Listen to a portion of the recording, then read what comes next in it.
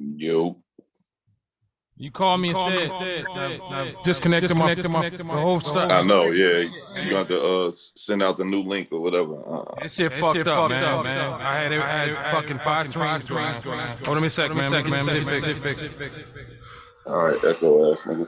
Yeah. You calling me? I'm live now. Live. Bear with me.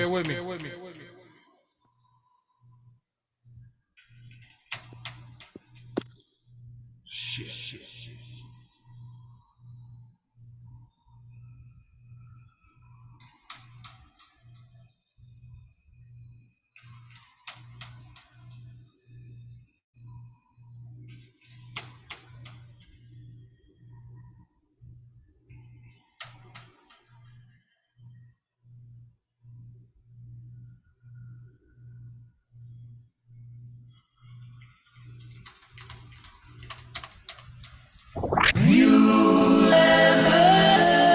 Sorry. We're back.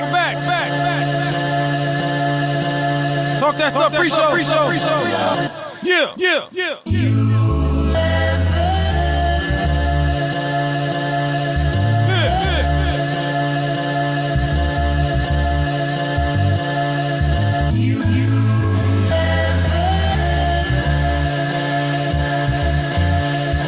Chill.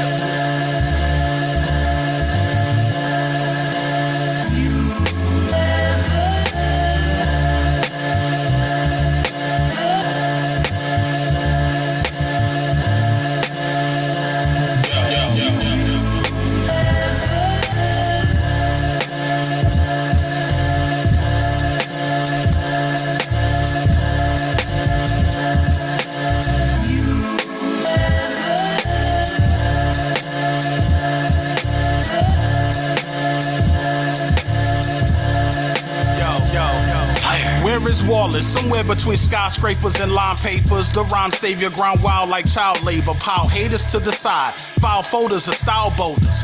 With me, you as high as trade loud shoulders. Old men dirty, too conniving and scurvy. Your asses got the glasses, but still not close to worthy. Abdul Jabbar, I can't stand through your balls. I Abdul Rauf Jabars. Leaving rap crews was Abju the stars. Wobbling, rappers is sweet like peach cobbling. Following bottle with no nuts and coddling. Hollow men struggle with no guts from squabbling. Obvious, all of the dark places like goblins. Ghouls, red jewels, spare tools for the it's time for OGs to proceed. Start caring, be a parent, and lead with merit.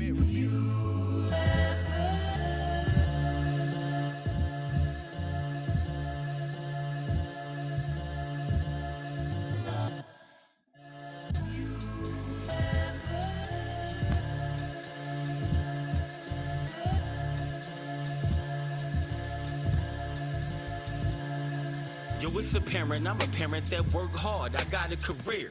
Every verse that I wrote, bars, top of the tier. I've been telling y'all for years that the prophet is here. Mentor to God, aka Young Nasir. Just lend me your ears, I paint a picture crystal clear. Black man, that's what they fear. Then I appear from the cloud with that silver lining. Rhyme refinement, mind designed for hard times. We shed tears. Blood, sweat, and bed get poured for dead peers. And those serving time on the tear. But I ain't screaming free them. Cause sometimes niggas gotta deal with demons that most can't see, but trust they really there. Real.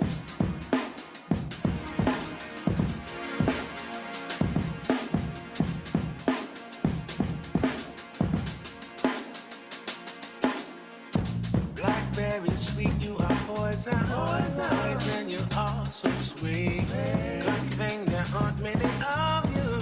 Happy to range, yeah. You are a vibrant thing. So vibrant. And I just love you. Love you. Sweet kisses, poison. Just can't stomach your love. Sometimes we pay for love. Sometimes we pay for love. Sometimes we pay for love. Sometimes we pay. Even if I could just call you, I could just call you. Hey, it's just too involved. walking contradiction. And not to mention, I just can't get enough of your love. Sometimes we pay for love. Sometimes we pay for love. Sometimes we pay for love. Sometimes we pay. Sometimes we pray for love. Sometimes we change for love. Sometimes we pay.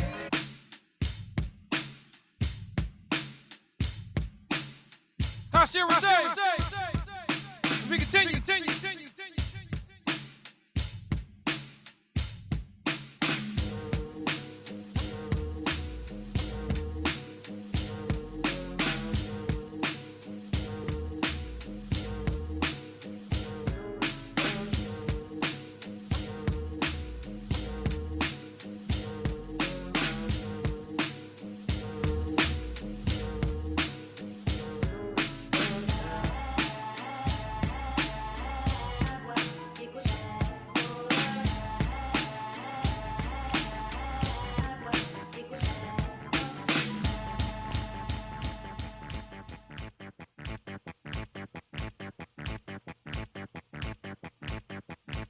DJ Wide Body.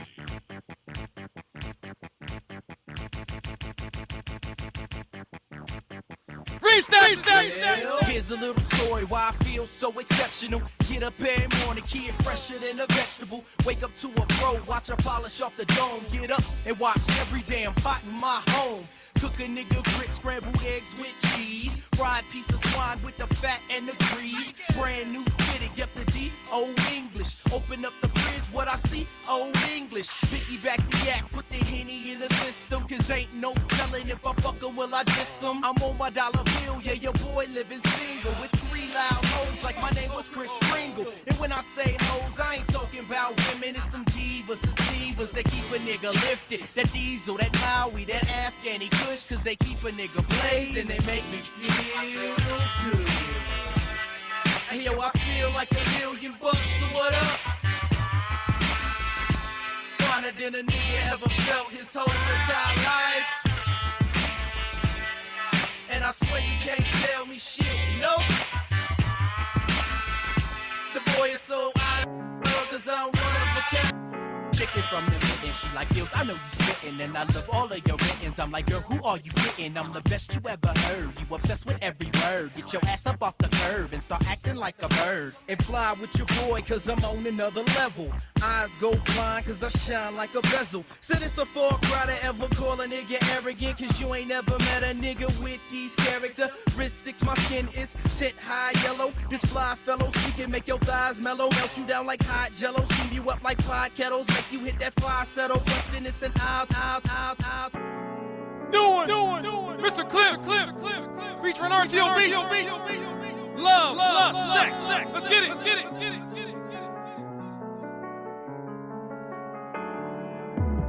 Let me go ahead and just set the scene. Coming through, feeling on fresh, clean. Chillin' with the squad out of town at the bar, living it up like it's our specialty.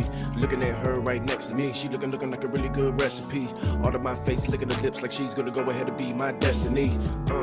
Sex appeal, dress to kill, rest in peace. Show some class when the champagne popped in a glass, blew it up, that's chemistry. All up in the same hotel as me, but she in room 117. I had to go ahead and tell her come and get to my level. I'm sky high, overlooking the mezzanine. I ain't here to brag about what we did sexually. Spitted this game, it's out of control, I'ma go and get a referee. But I will talk about how later on she dropped her purse and what fell out was a wedding ring. Wait a minute, dog, a wedding ring. Bless, get rid of all that stress. Finally filling a void you ain't get from your ex. Wait, you still in a relationship? Yeah, you making a mess. Better be careful, caught up in a little bit of love, lust, sex. Bless. Get rid of all that stress. Finally filling a void you ain't get from your ex. Wait, you still in a relationship? Yeah, you making a mess. Better be careful, caught up in a little bit of love, lust. Hold up. Better be careful, caught up in a little bit of love, lust. Hold up.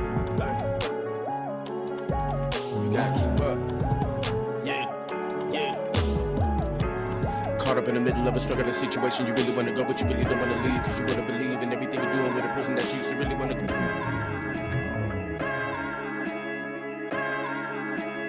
Ages.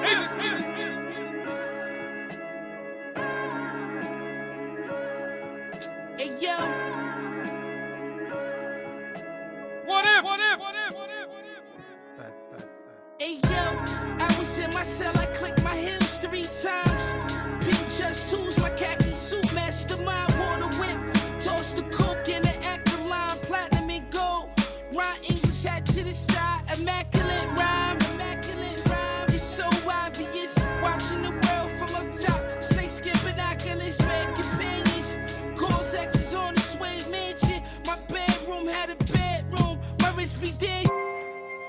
As we continue. Agent Smith.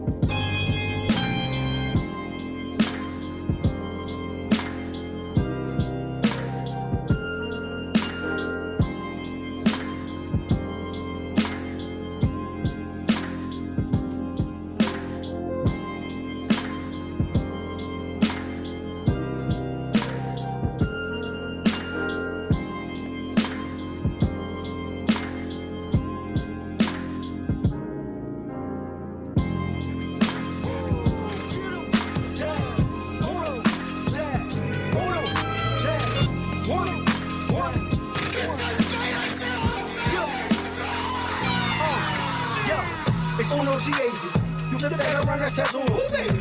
This nigga get crazy. Been riding that beat like a CB480. Been feeling it lately. Get back in there, moving the haters start praying. They saying this nigga back, yo, he's playing tracks, yo, but it's a fact. Just maybe. I've been on my vacay. I put the mic down and try staying away here, but that was not possible. That was the obstacle. I'm staying shining, yelling, I'll made it. SOS, yo, the game's a mess, yo, this lyricist is a specialist, and I insist y'all get the gist with emphasis. Your boy's back, I don't need a fatty pack. My guap is good, do it for the love of rap. I hop into it, all them little petty cats that pity pat and loudly gag with shitty raps. That's just blue.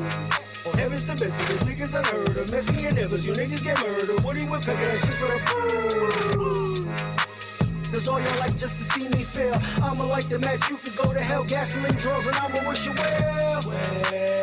If we out here making wishes, I am relentless, I split it vicious. I will have millions for all my children, that is my witness. Oh, y'all can say testimonials, I might go for broke. While you okie dokie, y'all vanish like polio. That's holy smokes, oh, we so incredible. These niggas buying like vegetables. Shit was true and more. RTOB, slaps of Franklin Soul. Talk that stuff, pre-show. Please like, subscribe. Tell a friend.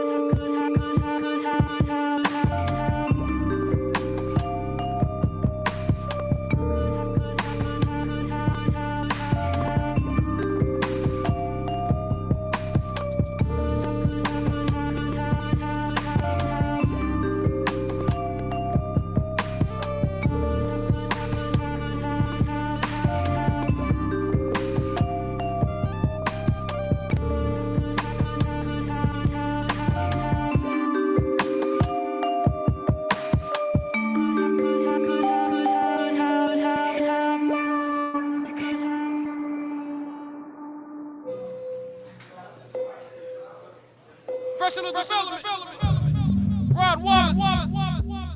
As we continue.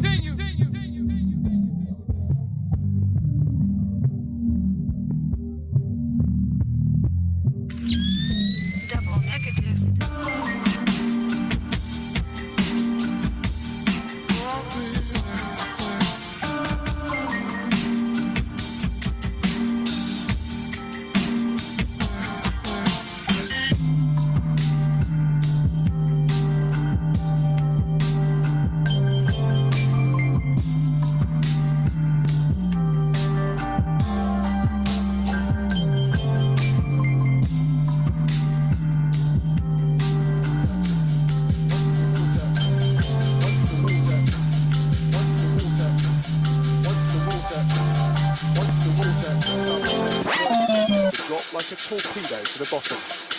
His descent took him straight past the depth of the English Channel at just 180 metres. He wasn't even halfway when he passed the depth of the Titanic at 3,700 metres. That's more than 2 miles. And his journey into the abyss even took him beyond the height of a submerged Everest before he finally reached the bottom of the trench. 11 kilometres, nearly 7 miles. 7 miles. 7 miles. 7 miles. 7 miles. 7 miles.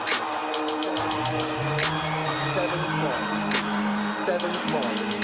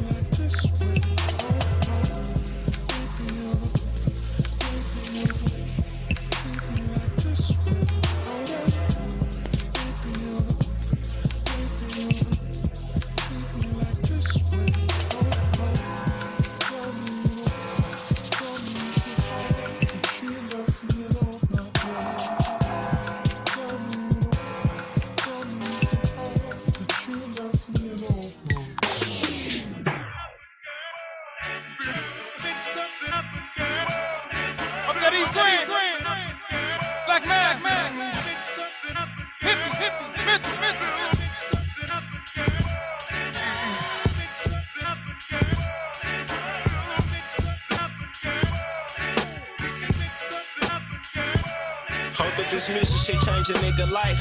With spitting rhymes in 11, I always been this nice. With that pen, I never hesitate to feed them right. To have a feast when I'm finished, that wrist I flick it light. Steady kicking up dust, giving a motherfuck.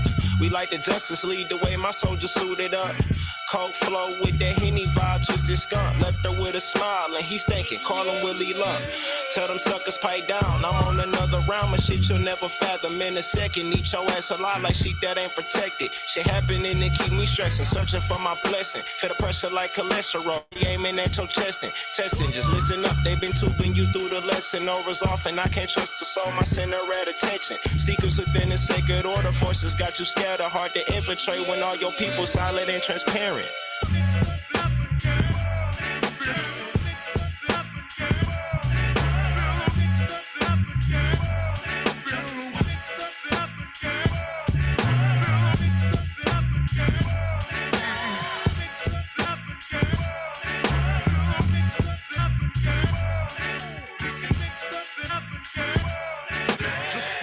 In my vein like vein is pumping through me. I ain't talking schoolboy when I cue up that groovy melodic hypnotic hit my shit. The movement that got the people moving. The answer for why we do is just a shorty up nice perfecting flows and I was fluid. I see through the bullshit. These niggas is translucent. Sign a contract, I'll never do it.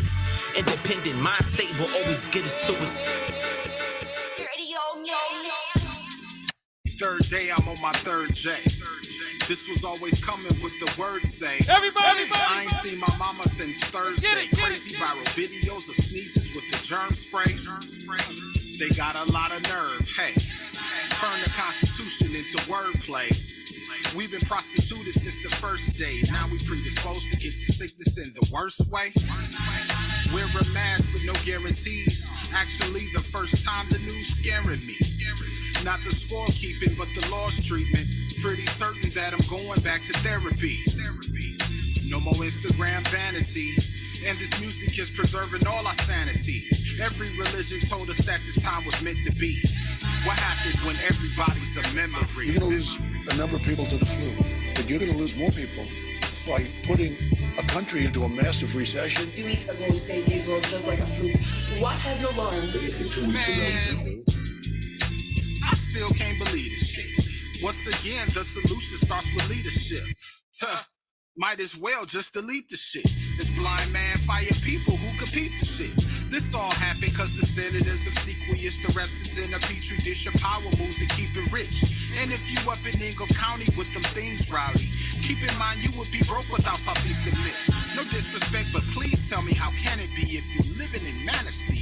You should have some say about how we be on Grand B.O.V., Grief or the Gratiot B, or even the Valley of Flint. What fallacies you equip? You Anglo-Saxon and rich, church life full of F-150s. Faithful with ties and gifts, get draped up with knots and clips, protesting with signs and shit, or lies in the balance. Everybody ain't everybody when justice gets challenged for real.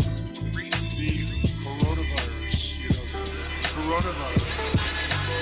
We have it very well under control. We have very little problem in this country at this moment. We pretty much shut it down. Coming in from China, we'll see what happens. But we did shut it down. Yes. A lot of people think that goes away in April with the heat. As the heat comes, we're in great shape. In April, supposedly it does with hotter weather. Looks like by April.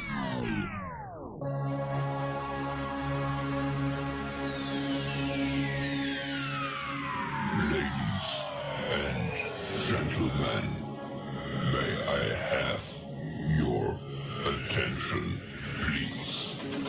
The show starts in 10, 9, 8, 7, 6, 5, 4, 3, 2, 1. Go. Welcome. That's right. Let's talk that stuff. This 21st day of August, man. Getting into September, getting into the fall time. How's everybody out there? For the first time tonight, special announcement. We are streaming on 5 sites, ladies and gentlemen. Yes, we are streaming in the Facebook Talk That Stuff podcast group. We're streaming in YouTube. We are streaming in Daily Motion. We are streaming in Twitch. And we are streaming in, oh man, I forget the 5th one. But anyways, we're streaming in 5 sites today. Check us out once again. And also check us back on a playback on Anchor FM, Spotify, Apple Podcasts, etc., etc. That's right, we're here today. Go ahead and get our intro. Hope everybody's cool. Without further ado, we're going to go ahead and get started with the intro. Let's get it.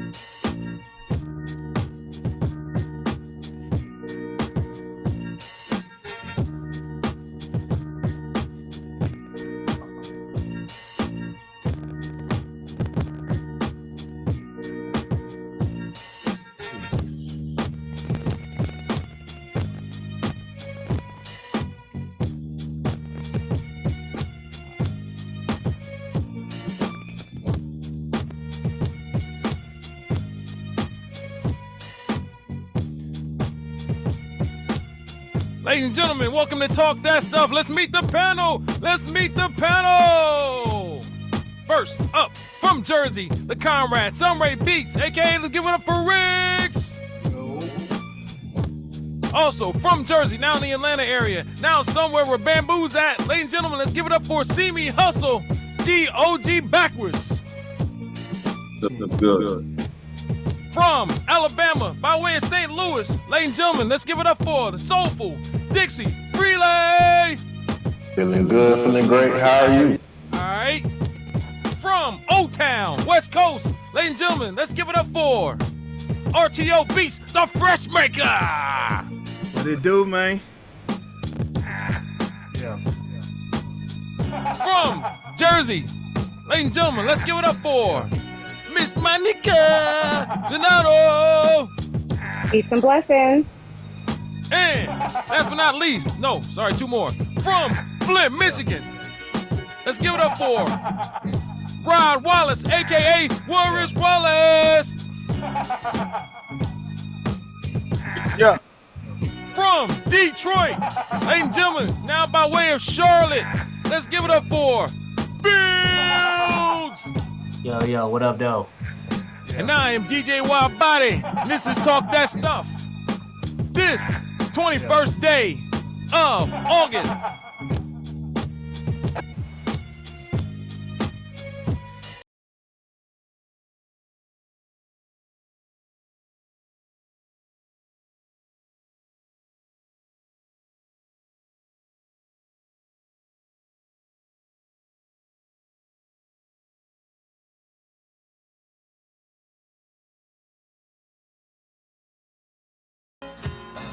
Hey, what's happening?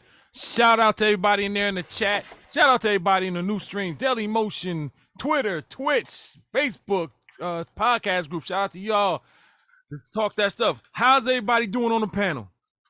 Doing good, man. Hey, man, it's good to see y'all, brothers, man. Yeah, man. Doing good. Good, man. Good to see everybody. Get the hand claps going. RTO got sound effects on deck, sir. Hold on. All right, thank you. A second. All right, yeah, we're expecting some more people, but hey, show must go on. Please check us out on Talk That Stuff, Spotify, Anchor FM, Apple Podcasts, and now all these other sites. Yeah, we're here, man. So a lot to talk about today. Everyone's seen the topic. I put the post out earlier, and it is what it is. We're gonna be talking about that and a few other things as we go along. I couldn't fit everything on one on the description, so yeah, we're gonna get into it. So real quick, last night UFC number 278 just to scrape on that, it was a great night for some MMA action. I was 1 for 3. My boy Aldo lost.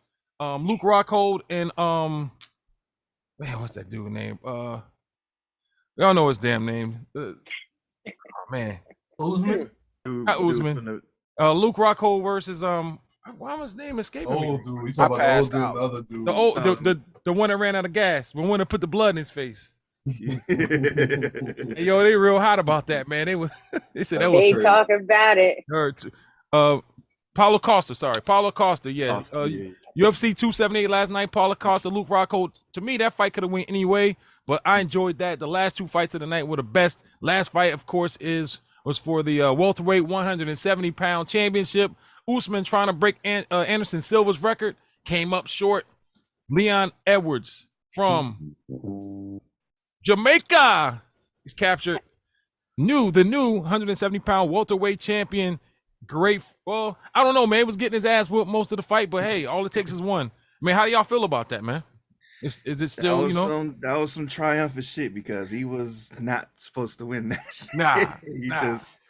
Lucked that it was like a fighter's chance, or however the saying go, a puncher's chance or whatever. Right. It was a kicker's chance. But it was so slick because he threw the left hand and made him reacted, but there was a leg waiting on him. Right. He ran right into that shit. That shit was vicious. Crazy. Yo, he knocked the sweat off. He dried him off. Like, dude's sweat was gone. Well, y'all seen the memes out there, they killing him right now. But No, it's a great sport. I'm kind of late to the game. I've been following it for the last 6 years. Before that, it was the UFC that we all knew when it first came out in the early 90s. But yeah, man, that sport's got its excitement. Everything is jam-packed. Leon Edwards, a new champion. To me, Usman got to Hollywood, but that's just my opinion. I really wasn't. To me, it's just not genuine. I don't like him. Let's put some respect on my name. Pound for pound, the best. Well, you got your 10 chest. I didn't even see the knockout, man. I was looking at something else, and I thought he kicked him in the balls again because I seen Herb getting away. I didn't see that shit either. I missed it. He did a Shazam. Yeah. He did a Shazam. Voila. I was Magic. cleaning my glasses and looked back up. Yeah. I don't think we were expecting it. So we were probably doing something else. Like, we weren't expecting it. But I saw it. It was winding down. I saw it because I'm just nosy. Right. Yo, at that time, it was like a minute and 30. And I said, he still got some time. But I didn't expect that was going to happen because I said he need one punch. And his power really wasn't affecting him like that to where he was stopping him with. So that was the last thing I expected to see was him kick him with. But man, he got rocked, man. And it kind of messes a lot of things up in the welterweight division. Khamzat Chimaev being this new phenom is trying to get the title shot, but now these guys are going to they're going to run it back again. Dana White said that they're going to headline Wembley Stadium for the rematch, so that's going to be crazy. So Khamzat, if you guys ever get a chance to check out Khamzat Chimaev, he's from Russia, but they went over to Sweden, man. This guy is like unstoppable. He's probably been hit like 2 or 3 times until he fought Gilbert Burns. He was probably the first ranked fighter he fought, and dude, he's supposed to be beating everybody. So Khamzat Chimaev, check that out. He's gonna be the guy coming up the ranks. So I'm glad Leon got the chance to, you see him on the phone with his mom backstage. Mama, I did it. I told you, mommy. Right. So it was crazy, man. But that's why I love the sport. So any which way, man. Shout out to Leon Edwards for capturing the belt. Also, you boxing fan, Anthony Joshua loses another one. Wasn't even a nail biter. He fought scared. Usyk, the former cruiserweight champion. Split decision, bro. I mean split. Sorry. Thanks for correcting me. Split decision. Loses one again. Anthony Joshua fought scared. You guys check the fight out? Yeah, I did. Thanks to you, everybody. No problem.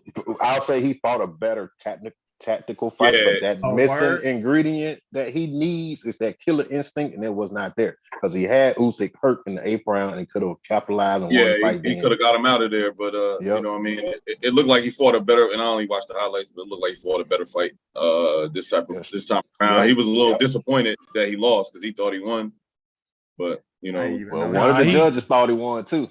Yeah, that was crazy. One of the judges had him up by 4 points, which is weird because the other two had him down by one had him down by 3 and one had him down by 4. No knockdown. So he had too many cocktails before the fight. Right. He probably was a New York State boxing commission judge. You never know what happens with them judges and shit, man. That's why I don't really leave it to the judges. I'm scared. I've seen a lot of. Apparently, he had him though. He had him which round you said it was? I forget what round. 8. He hurt him bad in round 8. Hurt him. Body shots. He didn't stick with it, man. He don't have that killer instinct. I mean, there's a few times he could have stayed with him and maybe put him out, but the body shots was killing him. He couldn't touch him. His head, dude, Usyk wasn't having his head that. game. But his head movement is superb, man. Right. So that was a good game plan. I just don't think he. I don't know if he loves. He got to fight Tyson Fury, man. Tyson Fury can't go out like that, man. They got to fight each other. Man, well, I saw a clip this morning. I saw a clip this morning that he told them to write the checks. Oh, okay. All right. So he might come back and fight Usyk. Right. We'll see what happens. Let's go. Yeah. Any which way the belts are going to be over there. Wilder, I see Wilder getting the leftovers from that. He got a fight in October, right? Yeah, he fight a tune-up fight in October. Yeah, smart man. And then I'm hoping that they'll make the Joshua fight just so we can finally see who will win. But I don't know. You never can tell with boxing. That's why. Wilder and Joshua. Go ahead, Dixie. What you say? Go ahead again. Yeah, I wouldn't mind seeing that. I wouldn't pay big money for it though. They missed the shot. I ain't paying for that shit. Yeah, me neither. But that's the thing. MMA is killing boxing right now. It's the matchmaking. Yep. Right. I'm just talking about that. Somebody. They once again another chance because they should have made that in 2017, 2018. That's when the money was there and they couldn't come to an agreement. So I do want to see them fight, but yeah, it doesn't have that same, of course, same luster as it did a few years ago, man. Of course not. It's You like said MMA is killing boxing? Absolutely. I said the one thing they're killing them in is matchmaking. Absolutely.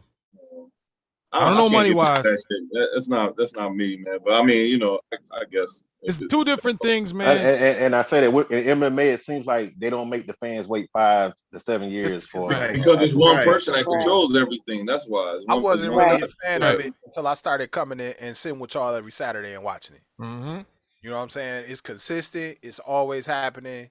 You know what I'm saying? And that's what you want to see. Right. Fucking entertainment.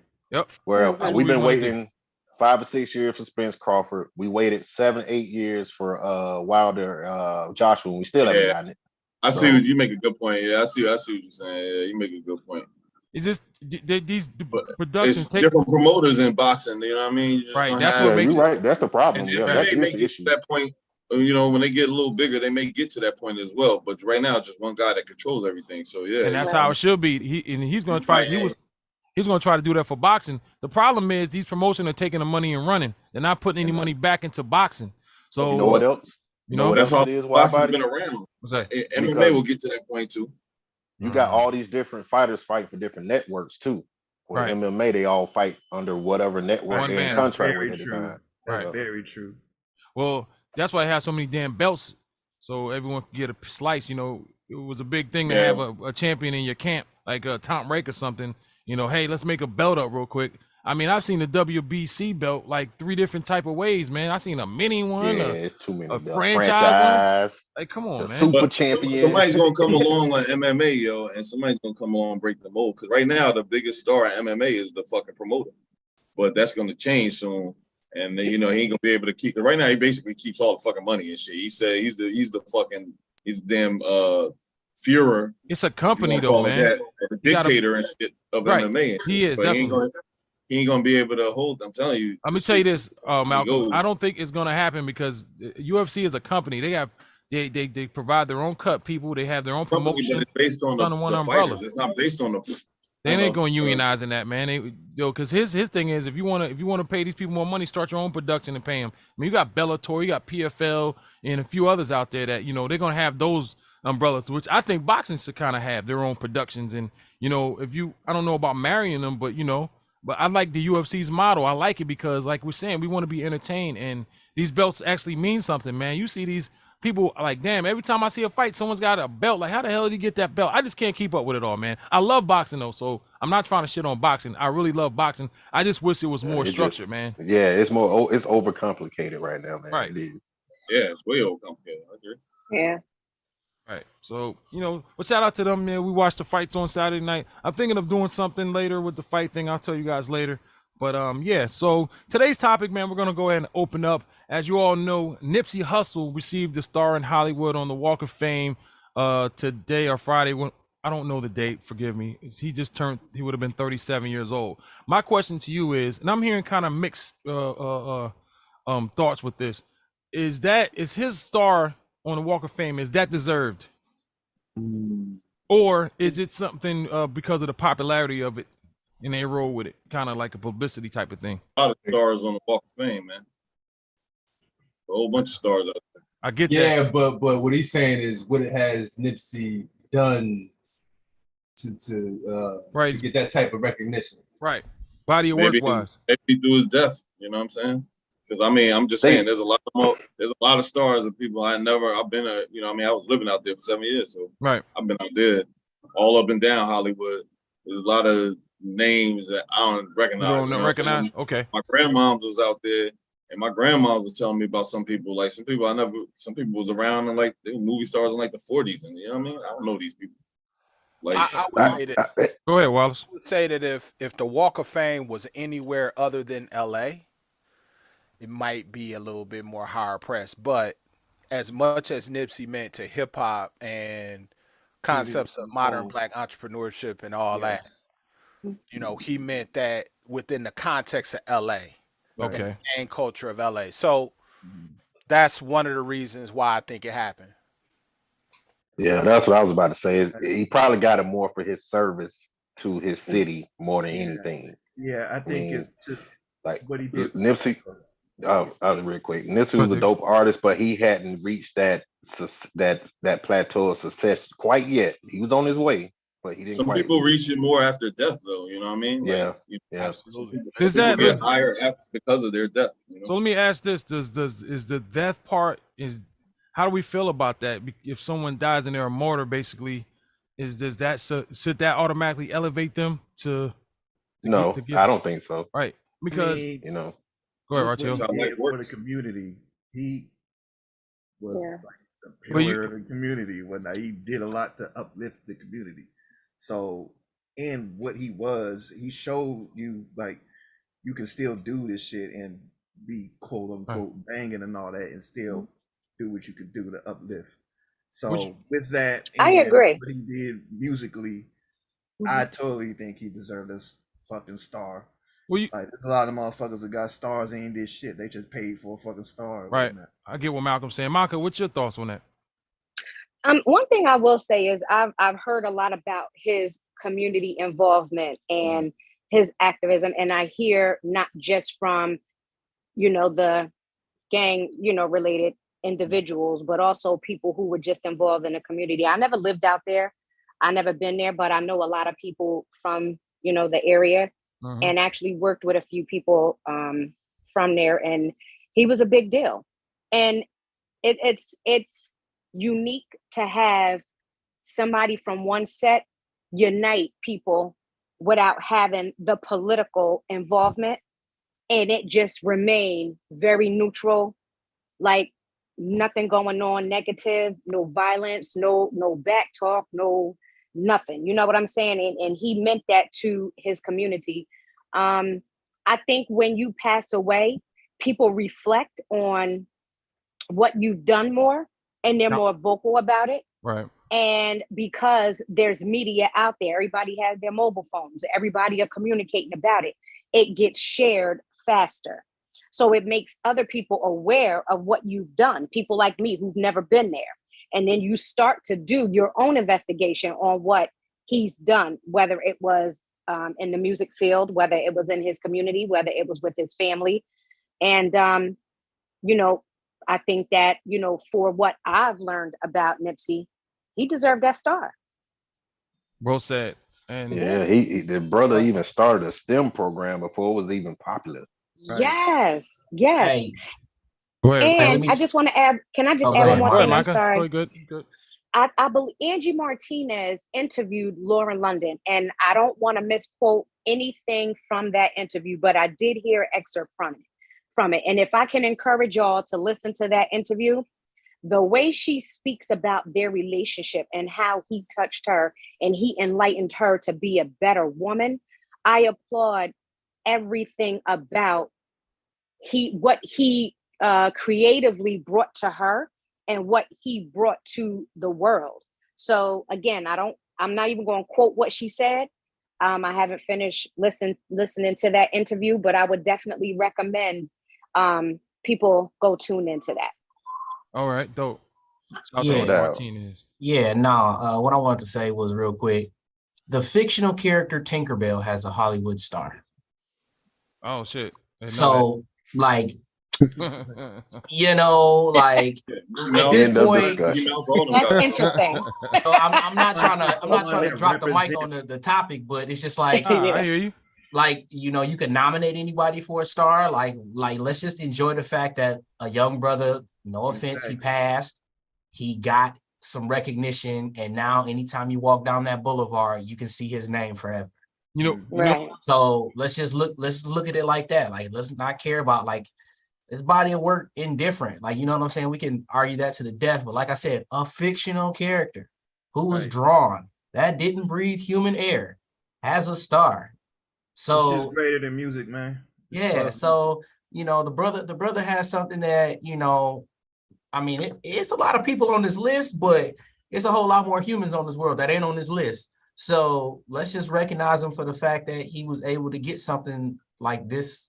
It's selective. I mean, you know what I'm saying? They ain't just gonna give anybody a star, but they gave a fictional character one. But that's what I'm just saying. Like, bro, Like he has been recognized for something. Right. So let's just give him his props. Let me say this, and the reason why I, when I was doing my research today, I went in and just typed in Nipsey Hussle, and I mean these people got podcasts dedicated to why he doesn't deserve it. I mean, from our own people, basically, his body of work didn't add up. We're only doing it for the, they did it because it was a popular thing with his death and You're always everything gonna have, surrounding it. especially coming from our own people, unfortunately. You know what I mean? Right. You're always gonna have that. I call it, Why? to me, it's jealousy. Right. But it's always our own people's always the most critical ones. Why do we think? Why do we? Let's talk about that. Why do we get the most hate we get is from our own? The envy, man. Self-hate. The envy. It's crabs in Self-hate. the barrel, bro. Go ahead, Wallace. I'm sorry. I continue to say that we get exposed to everybody's opinion, and the opinion that goes furthest against conventional thinking and common sense, that's the one that's going to get the attention. Right. So there's always going to be a conversation that say, okay, so Kevin Durant is a great basketball player, and there's people who are saying that he's not a great basketball player because of what he did with Golden State and all that. There's always, and I'm just using that as an example, there's always this debate. It's like you have to, it's like the first taking of everything now. Like, always going to be these conversations that's going to fly in the face of, I mean, obviously, there are people who are on the Walk of Fame that were not famous nationwide, but because of their impact in that specific space, that's why they're on the Walk of Fame. Damn. So, and then at the end of the day, until we create our own ways to honor people and our own ways to uphold the accomplishments of people from our community, we're going to always look at what other people are doing to validate us. Right. So, I take it with a grain of salt. People be hating like a motherfucker. For real. All the time. Yeah. And I see it. I see it 2 ways. There's 2 reasons for that. 1, they begging for attention. 2, self-hate. That's the only reason. Only 2 reasons. They trying to capitalize. Worst thing in this world is a black man smiling, bro. It's the worst thing in this world, man. Hey, Malcolm, I was going to ask you that too. I was going to ask you what are your thoughts on that as well. Why do you think there's so much? We get the most from our own people. Nobody wants to see a black man smile, man. Nobody wants to see, even black men don't want to see that shit. Gotcha. I think so I heard a quote today.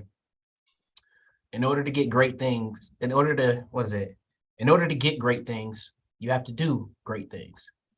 And when somebody does something great that they sacrifice for and get acknowledged for, there's a guy out there that's not willing to do it, but wants the great thing that he doesn't want to do the great thing to get.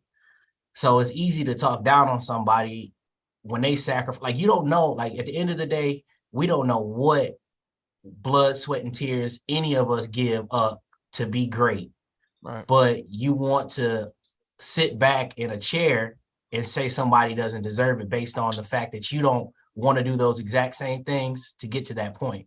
So it's easier to talk about somebody than it is to actually see, like, damn, like, you know what I'm saying? Like, what am I not doing that ain't, like, you know what I'm saying? To be a basketball player, like just Kevin Durant, right? It's only 400 jobs in the league, right? Something like that. 400. Yeah. 400 dudes decided to do something great, but it's a million motherfuckers who could talk about them every day and act like they ain't shit. But God knows, he couldn't hit a jump shot. You know what I'm saying? Like, even the worst, hit that one on the head. The shittiest basketball player in the NBA will destroy everybody on this planet. And he's number 400 out of whatever, right? So we can easily say, like, oh, this player sucks, or oh, this person doesn't deserve this accolade. But my nigga, what are you doing in your life that's even remotely great? Sitting there fucking critiquing and downplaying and discounting and everything else they can do. Yeah. Debate is content, bro. Saying word. Content. Saying, Everybody wants content. Go ahead, Wallace. I'm sorry. No, I'm just saying, debate is content. I mean, so you expect people to talk down. Yeah, I was just going to say, as a former athlete, it used to burn me up when people would say, get over it, it's just a game. No, it's just a game that all you did was come to the game and sit your ass in that damn chair and watch. You won that practice when I was running, falling out, cramping up, full body cramps, throwing up, lifting weights, couldn't fucking stand. You wasn't there for all of that. So they don't get to see the blood, sweat, and tears like Fields was alluding to. Right. You know, it's like, it ain't just a game. Right. I never understood that. Even with another thing I'll say is that people, their charities and stuff. A lot of people they say these people with money that have a heart and they do charities. You don't know they do them. They don't let you know because we're so used to everything being televised and shit all the time that you'll be surprised. Oh, I didn't know he volunteered his time at a community center or gave a hospital some beds or shit like that, man. So I think a lot of people for publicity. Right. Like it's not everything has just been so narrow to publicity. Everything is done for likes, views, attention. I mean, more than ever. I feel they always had it in them, but now that this shit here. I mean, think about it. Look how all this shit is designed. I mean, we're on a stream right now speaking to whoever the hell wants to listen to me. I could talk about how sheep don't have hair underneath their bellies. If that's what I'm thinking, I'm so passionate about it. Somebody's gonna sit there and listen to me. Yeah. I've been going back. I've been playing the show on Xbox. And because of that, I've been going back looking at old like 80s baseball videos where they talk about the seasons and stuff like that. Yeah. It's not for baseball. I feel like you about to say something real and maybe profound it's not black athletes. What's that? Whilst you broke up. You froze up, bro. Whilst you broke up, bro. Yeah, I felt like something profound was coming and shit, but you froze right on that moment. Yeah, can you repeat what you said, man? Can you hear me? Yeah, go ahead now. You ain't hit a punchline. Repeat what you said. I was just saying real quick. They was talking about like Cal Ripken and Derek Jeter and athletes. Although they were criticized, they were still. And baseball at this point is kind of held below other sports to a degree, but they was held to a certain.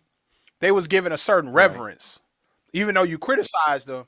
They were given a certain reference for their greatness. You know what I'm saying? And now it's just open season on everything and on everybody to the point where if you're a celebrity, you know what I'm saying? Skin breaking up. Even come up because if you succumb to it when you come up, you're gonna be hit. I'm glad you said that, Was. And then this is the next. I want to lead into the next thing. We're talking about baseball and people held to standards, and us liking sports, watching sports, consuming it, buying hats and repping your squad. Do you, if someone is great on the field, do you hold them to the same standard off the field? Like say someone was just a piece of shit off the field. He didn't live his life righteously and it's just cut a muck outside, but when he stepped onto the field, he produced and won shit for your team. He's just doing his job. So how do we feel about that? I don't care what they do off the field. All right. Yeah, so, that's their job. That's like any job. All right, Rick. For me, it depends on what they're doing. It depends on what they're doing off the field. They out here committing crimes, that stuff like taking advantage of people and committing rape and like drunk driving, killing people. Like, I don't know if I can rock with that. I'm mixed on that because I'm with the Charles Barkley role model shit. I always was like, yeah, he is no role model. I'm not looking up to Sir Charles Barkley back in the day. These guys are on the court with vicious, man. I associate them with viciousness and with boxers and even you understand that's an image, though, right? You understand the difference between image and reality. That's an image that's portrayed.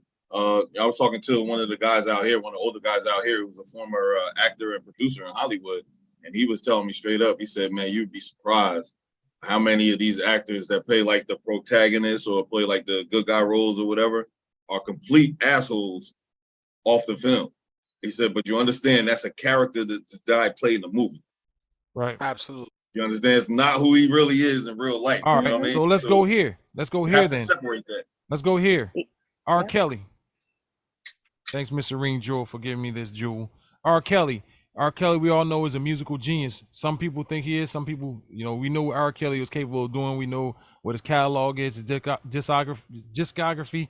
So even though, he's going through trial right now, again, he's still continuing. He's going to spend the rest of his life in jail. Does that affect how you consume his music? Stuff that's been out there for years and probably stuff you never heard that's unreleased. Does that affect his music? Do you play his music? I listen to some songs. I mean, I think we about 3 or 4 or 5 or 6 years. Oh man, it was Damn. something Damn, I'm coming again. it was about to come too. Probably hit it on the nail. Dang. Am I still falling apart? I can Man, hear it's, you. it's got a Yeah. Bill Cosby background, You bro. you, That's you, what's you got some stuff messing you running in the up, bro. background. You Because close, brother. Bill next. R. Kelly then Bill. Yeah, then Bill next, right? It's the Cosby Right. background. It's got I you was just gonna say, glitching. I see where my connection is unstable. I'll just say this real quick. People done kind of left R. Kelly alone. I mean, he's a known scumbag. Right. You know, it's I think it's the type of crime that he's committed, Right. you know, that has made it socially unacceptable to fuck with him. It's one thing if Kodak Black or whatever, or, you know, somebody has been accused of something violent or whatever, that's different. But because of the depth of acceptable to be to cut R. Kelly off. Right. Yeah. So Yeah, R. and Kelly's that's what I cut off. meant. Right. That's what I meant earlier when I was like, it depends on what they're doing. Like somebody going out here and get a speeding ticket, you know, well, that's one thing. But if you out here committing statutory rape, like I can't get with that, man. Like even like it's almost like with my bad, Dixie. I'm sorry, you just made me think about it. Like even when cats go to prison, man, like murderers be like going after the child pedophiles. Like, you know what I'm saying? Like there's a level to like nobody likes them. Yeah, you know what I'm saying? So like pedophiles, rapists, you know, abusers, like even the murderers be like, hey man, we're gonna have to put him in check. You know what I'm saying? Like it's you know, it's just certain things you can't do. Yeah. You just can't Can I say something though? I've been in conversation about R. Kelly for some years, and taking it back to some of our own ancestors, our great grandparents. If you were born in the 70s and 60s, it can even be your grandparents. Older men were applauded for being with a younger female, and in some cases, younger females were hand delivered to an older man if he was of a certain stature and or financially well off to care for her family. If it was almost like an even trade. And even to take it a step further, because now we have Ancestry and DNA.com out there.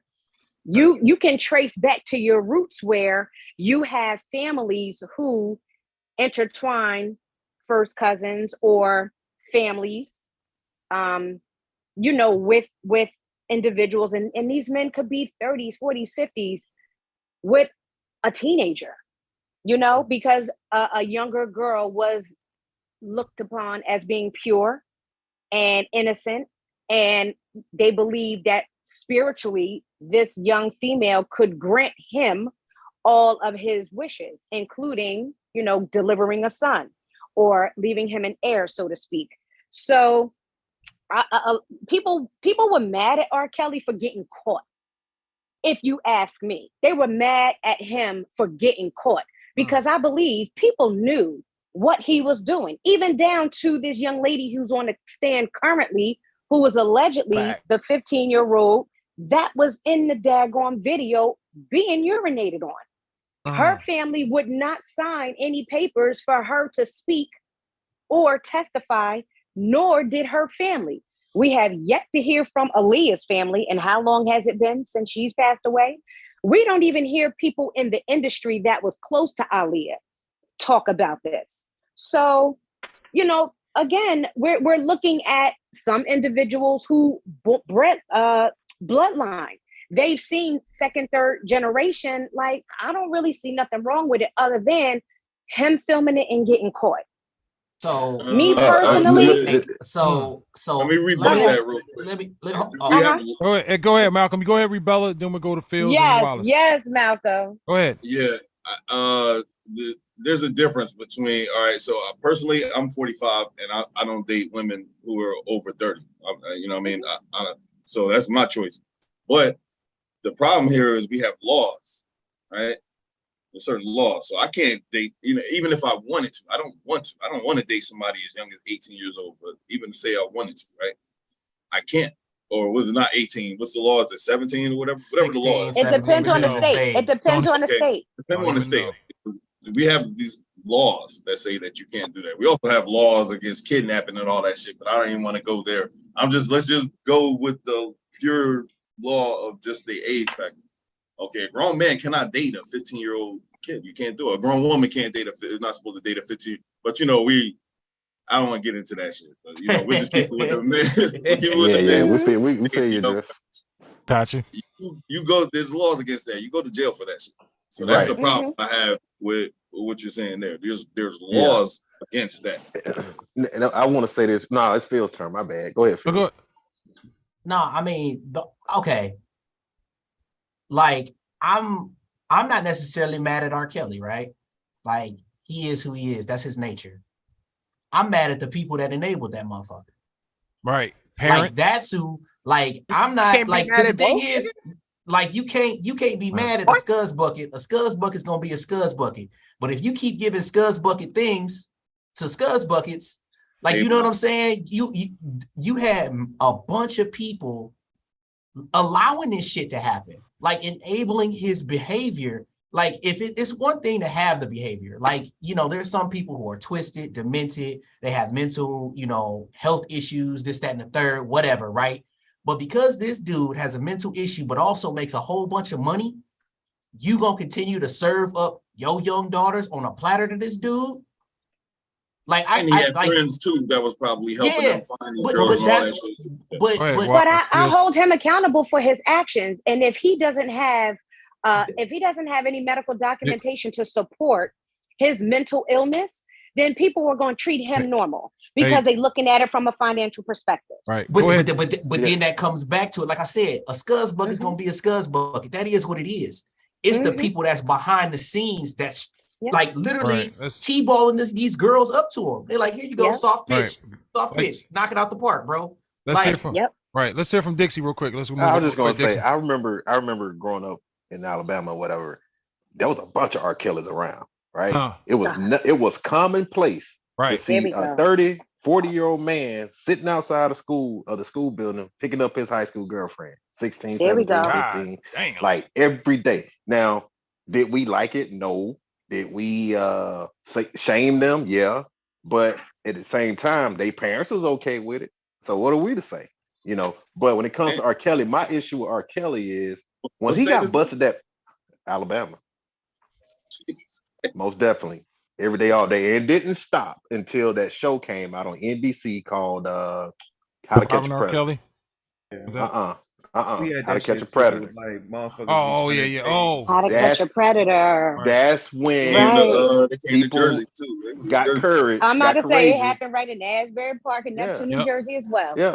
So I think they was my in thing Tom's with R. Kelly River. though, my thing with R. Kelly though is like when you got caught the first time, like when he did it again and just kept doing it again after that, that's when I was like, all right, man, you begging to be taken down. Yeah. So I don't feel sorry for him. When But he to answer, go ahead. I'm sorry. But to answer your question directly, this is how I am with it. You can judge me if you want to. I will not support anything R. Kelly does going forward. However, every R. Kelly CD I have bought in the past, I still listen to it. Okay. He ain't making no money off that. Right. My shit. What's going on, CX the producer? Welcome, CX the producer, man. Talk that stuff. How you doing, brother? How y'all doing? How everybody? All right, bro. Man. Hey, when he had that interview with the dude, I forget his name, when he said, do you date teenage women? When you say teenager, what do you mean? Like what age? Like 18, 19, Yeah, he 7? he said what age? Yeah, what age? He could that part. He didn't answer the question well at all. Right, the whole tape issue, he was able to walk away from that. And if it was, he could have just left it alone and went on for the rest of his life. Had a little bit of stigma. People were still messing with him a little bit. The Chocolate Factory came out, woohoo, people stepping and stuff. But he could have left that alone right there and got some help or figured it out. But he chose not to. He chose to move forward and kept doing what he was doing. And, when you have people that man can't even balance a checkbook, he can barely have read past at like a 4th or 5th grade level. People around you that they got you in the bag, man. Somebody ain't gonna like the situation and walk away. Somebody had to blow the whistle on it. And then these parents too, man. They even after he had that reputation, I wouldn't send my 16-year-old kid to him. Okay, come on now. Even after the fact. Sorry. I feel like this is why as Black people, we got selective condemnation. You know what I'm saying? It's very selective. You know what I'm saying? It's not consistent. You know what I'm saying? Just like with Kanye, you know, they welcome him back with open arms. He said slavery is a choice. You understand what I'm saying? And try to destroy the election for Donald Trump, but they welcome him back. I have a consistent condemnation, you know, across the board. R. Kelly, all of them. R. Kelly's a tree jumper. That's what we call it in prison. Okay, I was going to ask you about that. Yeah, he's a tree jumper. Okay. But one thing, what people who wish that he, you know, feel the flames of prison, they're not going to have that guy in general population at all. Because he's a threat. He's a threat. Anybody with money is a threat. So he'll never see general population. But for one thing, he should have been, if not convicted on sexual assault or something like that, or anything like that earlier, and labeled as a pedophile. That should have been on his jacket from the jump, all the way from 10, 20 years ago. Right. You know what I'm saying? But for him to evade that, and for the parents, it's no different than, you know, I've seen it in my time where parents were, a dude was messing with a younger girl and he out the street getting money, and they poor and they look the other way. You know what I'm saying? Because he getting money, you know what I'm saying? Right. Same way these parents look the other way because he was R. Kelly, but now it's coming back to bite them. You know what I'm saying? Right. And she stated earlier that it's funny you don't hear it from the Leah family, which is true. You know what I'm saying? But he paid them off and made them sign NDAs. Believe that. Oh yeah, it makes sense. Yeah, he paid them off and made them sign NDAs. Had to. I mean, even back then, even like 90, you know, when Aaliyah first came out, like 94, 93, you know, and you know, it's kind of hard to believe, but then you start seeing little things like, man, I think he really married her, man. Like they were married, bro. They were married I know. I'm saying paperwork. Before all that shit came out, I'm saying when they were just it was annulled by the parents, by her. When it was annulled by her parents and shit. Yeah. Not speculation. That's public record though, isn't it? Yeah, it's public record. There's documents and shit that's Yeah, I'm talking about before all that shit came out, when people, you know, just before we didn't have YouTube and all that shit back then and able to look up public records so easily. When I heard about it and then when I seen it, I'm like, well, damn, okay, wow. But I seen that anyway before I can even put my finger on some exhibits and hardcore evidence. That's crazy. But they let that man. I think he married her. I think he married her to avoid charges. And it ain't always got to be the parents filing charges. It could just be the state's attorney. Yeah. You know what I'm saying? Somebody bring it to their attention. You know? Yeah, who he murdered? Who R. Kelly murdered? No, he married Aaliyah. Married. Yeah, he married. I thought you said murder. I don't understand that. Are you from Baltimore? Are you from DC? No. Where you from? Yeah, from that area. From DC. Yeah, I get the accent throwing me off. Yeah, that's it. You said Murray. I thought you said murdered her. Shit. Yeah, my bad. Yo, brother Malcolm lived everywhere. He know all of the accents. But I'm gonna tell you from where I'm from, people, there was really no backlash even when it did came out. Because like I said, that stuff was going on. It was commonplace where I'm from, which is sad, but it was. I mean, it wasn't just that though. He was kidnapping people. Yo, he had a little. I don't know if you call it kidnapping. I don't know what you call it, but I think that as far as the legal system is concerned, it's called kidnapping. But yeah, he was basically false imprisonment. Yeah, false imprisonment girls. Shit. I don't know what to say about that. There's a lot of charges, bro. A lot of charges. That shit seems crazy to me. Why you say that?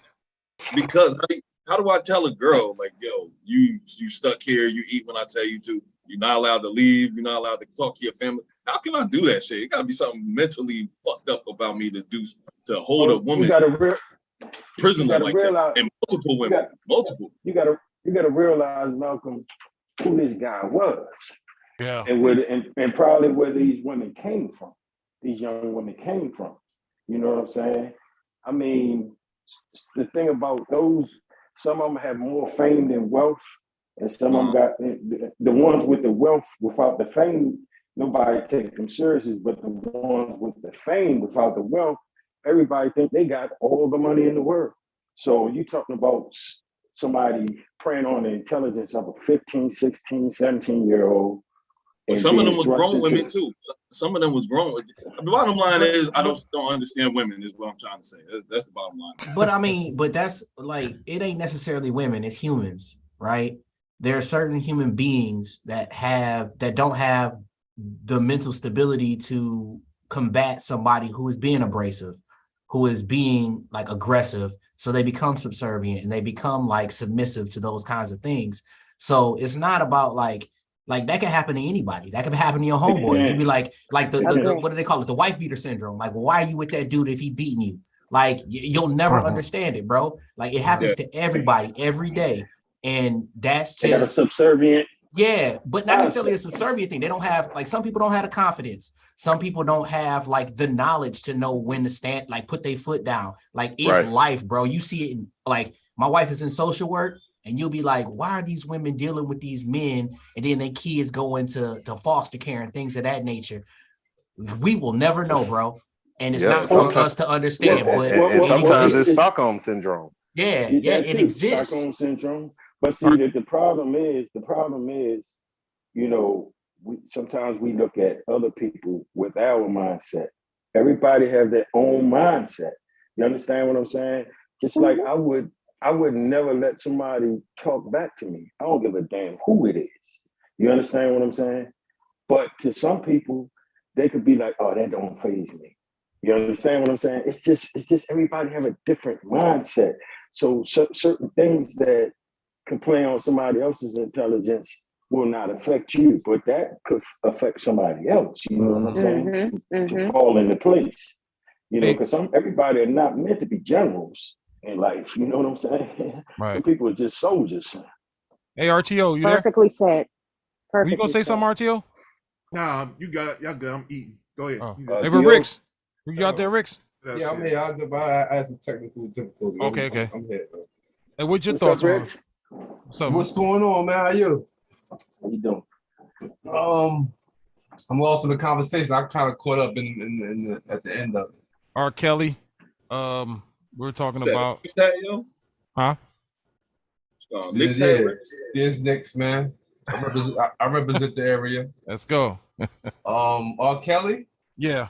Well, we was talking about there's this music where someone was saying, you know, I'm not listening to anything new, or as far as what he did, as far as who he hold accountable, as far as, you know, parents and the people around them, and, you know, just the whole thing where he could have got, you know, kind of stopped messing around with the females after that first time with the tape and all that, and he continued to do something, you know, mess with these young girls.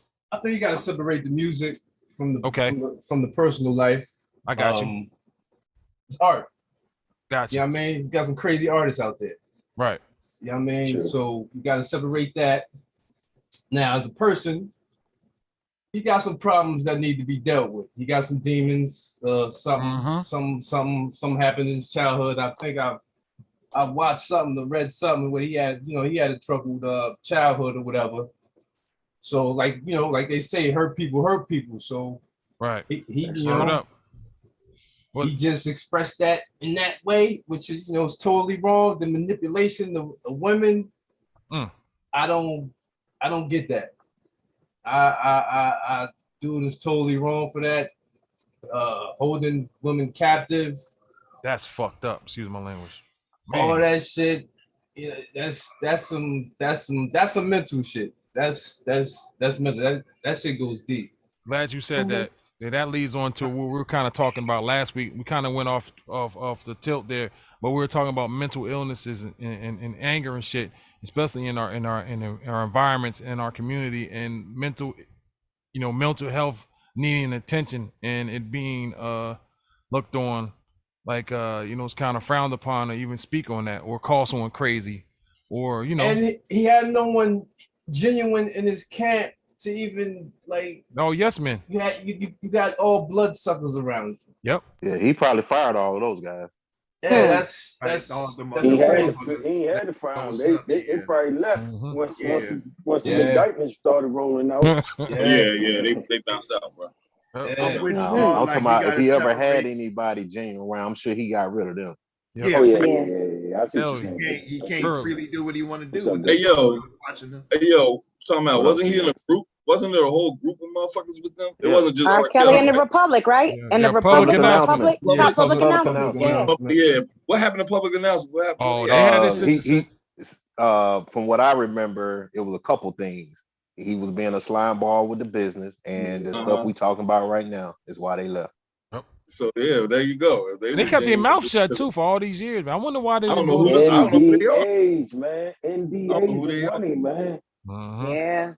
Not only that, then we got that unwritten NDA in the streets too. Let's not act like that don't exist. Oh, you better believe it. Well, this the thing, man. This the thing. Like I said, you got dudes that manipulate, people with no money and no fame. Right. You understand what I'm saying? You got this dude on 1 million. You understand what I'm saying? And the other thing I seen so funny, Hov got away from him very early. I think Hov seen something early. You know what I'm saying? Hov was not touring with him or nothing, man. Motherfucker went in the studio. They broke up right after that. What was the album called? Best of Both Worlds. They broke up. Yeah. It was that concert. They broke up after Unfinished Business because they had Unfinished Business. That was the second album they did. Okay, I'm about to say it was 2 albums or something like that. Yeah. But didn't they have a concert? They had a concert at the Garden and something happened. He maced R. his Kelly ass. said that. Yeah, R. Kelly said that. Oh yeah, R. Kelly went crazy. Yeah, R. Kelly. He said they had Jones. He said they had Jones on him. He said somebody in the audience had a gun or something, pointing a gun at him. Yeah, I remember that. He tried to sue Jay. He tried to sue Jay behind that too. You know what I'm saying? He went for not finishing. For not finishing, right? For not finishing the tour. Something like that. Yeah. I'm telling you, man. I knew it was a rap for R. Kelly when he did one of his last shows out here in the Family Center. It's called this place called the Family Center. It's not even in St. Louis. It's in this place called St. Charles, which is a small suburb. The only people, man, look, the only events they have there is like family reunions and police versus fire department boxing matches. When he was performing there, I said he done. Wow. What year was this? Like maybe a year before he got pulled in. Like this the second time? It was like within the last 5 or 6 years, I'll say. Damn. Hey, the sad part about it, Dixie, he was in the Midwest and he from the Midwest. Right. Exactly. You know what I'm saying? The Family Center. I said, R. Kelly at the Family Center? I was like, oh yeah, he done. He done. Cookout. Was he doing a favor? Right. I mean, trapped in the closet that nigga had, yo, because I lost count, yo. I mean, trapped in the closet. That shit was fucking genius, man. I'm sorry. Excuse me. But he's a musical genius. He is. I remember the first 5, man. I remember like the first 5, but he keep going with that. He went to like 20 something, dog. Yeah, man. Like you had the midget songs. I only did the first 5, man. I didn't fuck with it after that. Yeah, that shit was genius, bro. Oh my god. Shit is, I agree with y'all. You do have to separate the person from the music. But this motherfucker did too much egregious shit. I can't. I can separate to a point. Right, exactly. To a point. We talking ideal. Some songs that's idealistic to do that. Like it's a little different. It's a little different when you're. I'm sorry, Rick. I agree with Rick. I know what Rick's about to say. It's a little different though. It's a little different, Rick, when you separate and say, dude, say this artist, man. He was a serial killer, man. He was dropping people. You know what I'm saying? You'd be like, oh yeah, he was killing people, but his music was right? Yeah. Like certain lines that shouldn't be crossed, whether you're in the criminal world or civilian world. You don't cross that line, and that's I agree. And what I was going to say is some of them songs are hard for me to listen to. Like, you're young and you're ready. Now I'm not listening to that shit. Man. I'm not listening to that shit. Oh Lord. Yeah. I mean, but those grown men songs, I can listen to those. Yeah. One of my favorite songs of all time is Aaron Hall, Don't Be Afraid. I feel so weird listening to that now. We know the real context. Like, that's the yikes. most Aaron rapey Hall song did. ever. I missed that one. What Aaron Hall did? Nah, just listen to the lyrics of "Don't Be Afraid" off the Juice soundtrack. Yeah, off the Juice soundtrack. Yeah. Remember that one? Oh shit! What about the Rick James shit, bro? I can't even sing that part. I just feel all mushy inside. I mean, see Rick James. You see what happened with him when him and his girl kidnapped the girl and was burning her with the crack pipes. Yeah, you feel what I'm with saying? Right. Nobody looked at that crazy because they're like, oh, Rick was high. He smoked coke. You know what I'm saying? He smoked crack. This, that, no. He's a super freak type dude. You know what I'm saying? So nobody held that against him. You know what I'm saying? Right. That's like anything except tree jumping, man. What we call tree jumping. You taking, you know what I'm saying? That's the ultimate right there.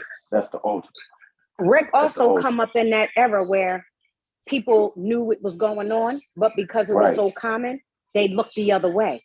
Even if you had an opinion about it, they looked the other way. If you listen to a lot of those songs that they were singing, a lot of them songs was very sexual and explicit. They just used their little slang to get their point across. And they had young women on their side. Ron Isley had a lot of young women on his side. Just look at his videos. I'm just saying. Hey, I'm not a dream killer though. Y'all brought up that "Don't Be Afraid," the Aaron Hall, and I'm reading these lyrics, and this is some. You read them out for us, please. Now I have you all to myself. You can put all the other guys all on the shelf. No need to run and no need to hide. All the doors are locked, baby, and I have you inside. Woo! You can yell and you can hit me. It just makes me horny. Ain't nothing but a love thing for you. So just give in, baby.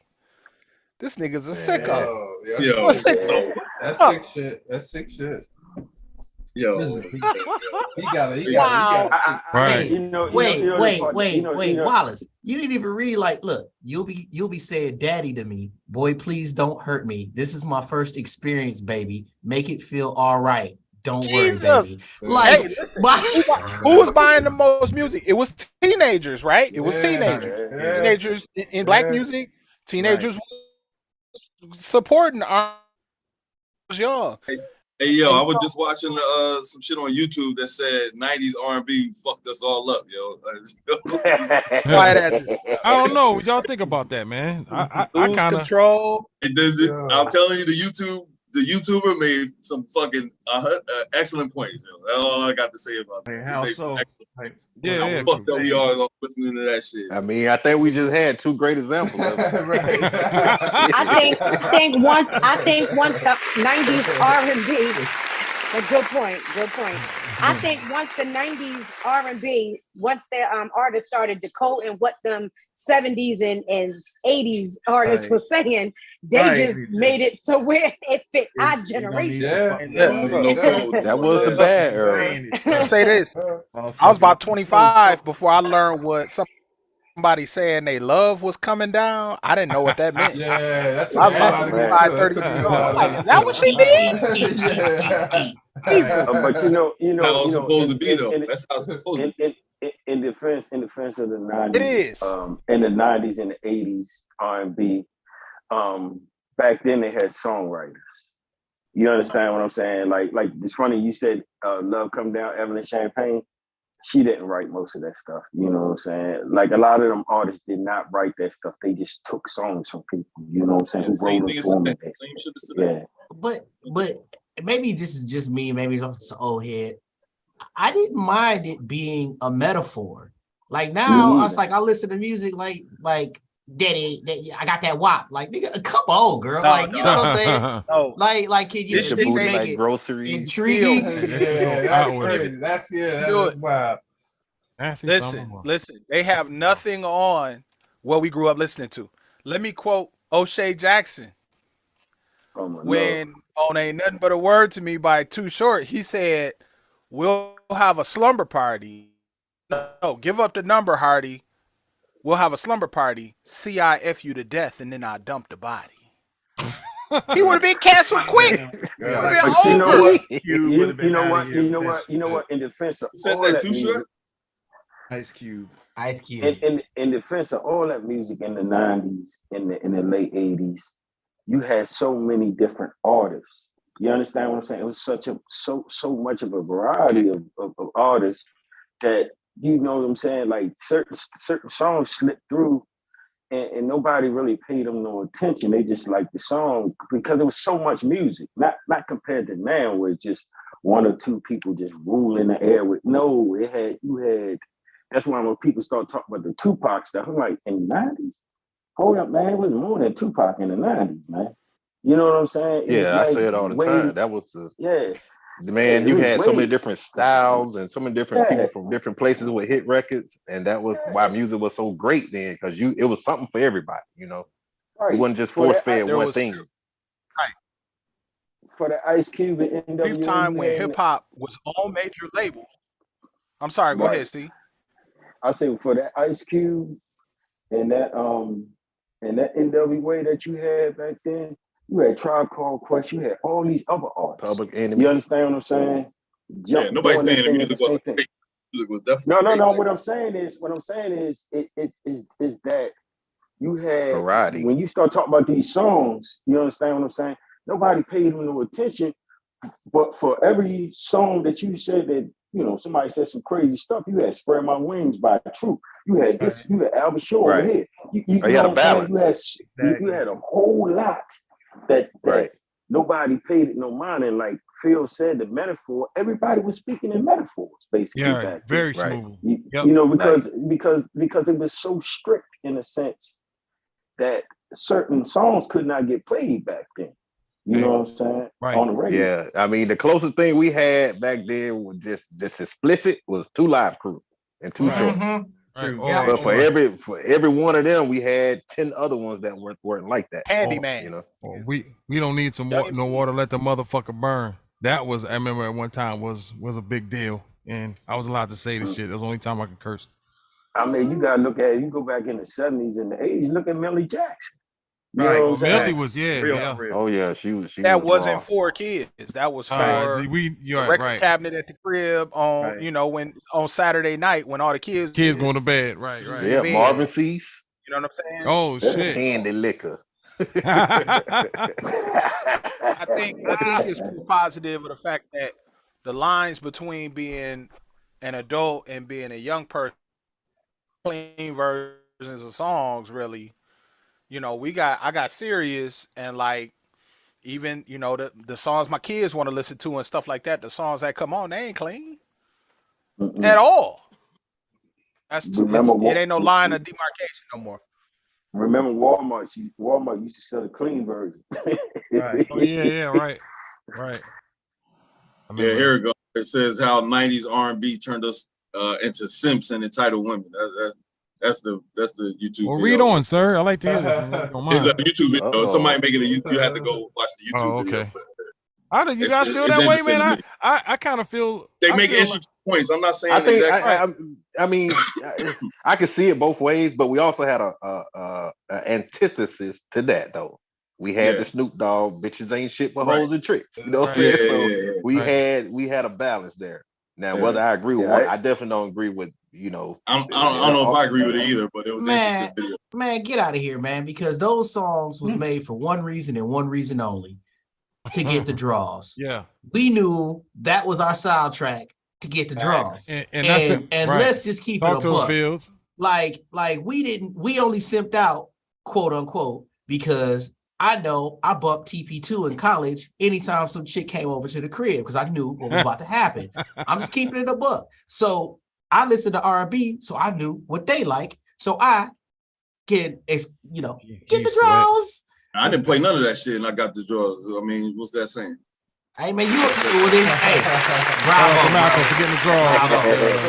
Hey, he's playing NWA and be like, hey, you better get naked. Play whatever was on my shit. I tell you, to Malcolm's point, the last chick I was with, all she wanted to hear was Lil Boosie. He used to drive me up the wall. Damn. That's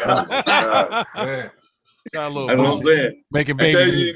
They was gonna give up the draws no matter what. You know what I'm saying? So I say, I didn't look at it like that. I look at it the ambiance set the mood. I wasn't trying to get a song to get no cutty, but you know I didn't want to have like I know a chick that wanted to dug out with the Tupac All Eyes on Me, man. That was her. We from the number one and whatever. That was her thing. And you know what? I done smashed the D unit. Yeah, I just you know what I mean. Yo, listen.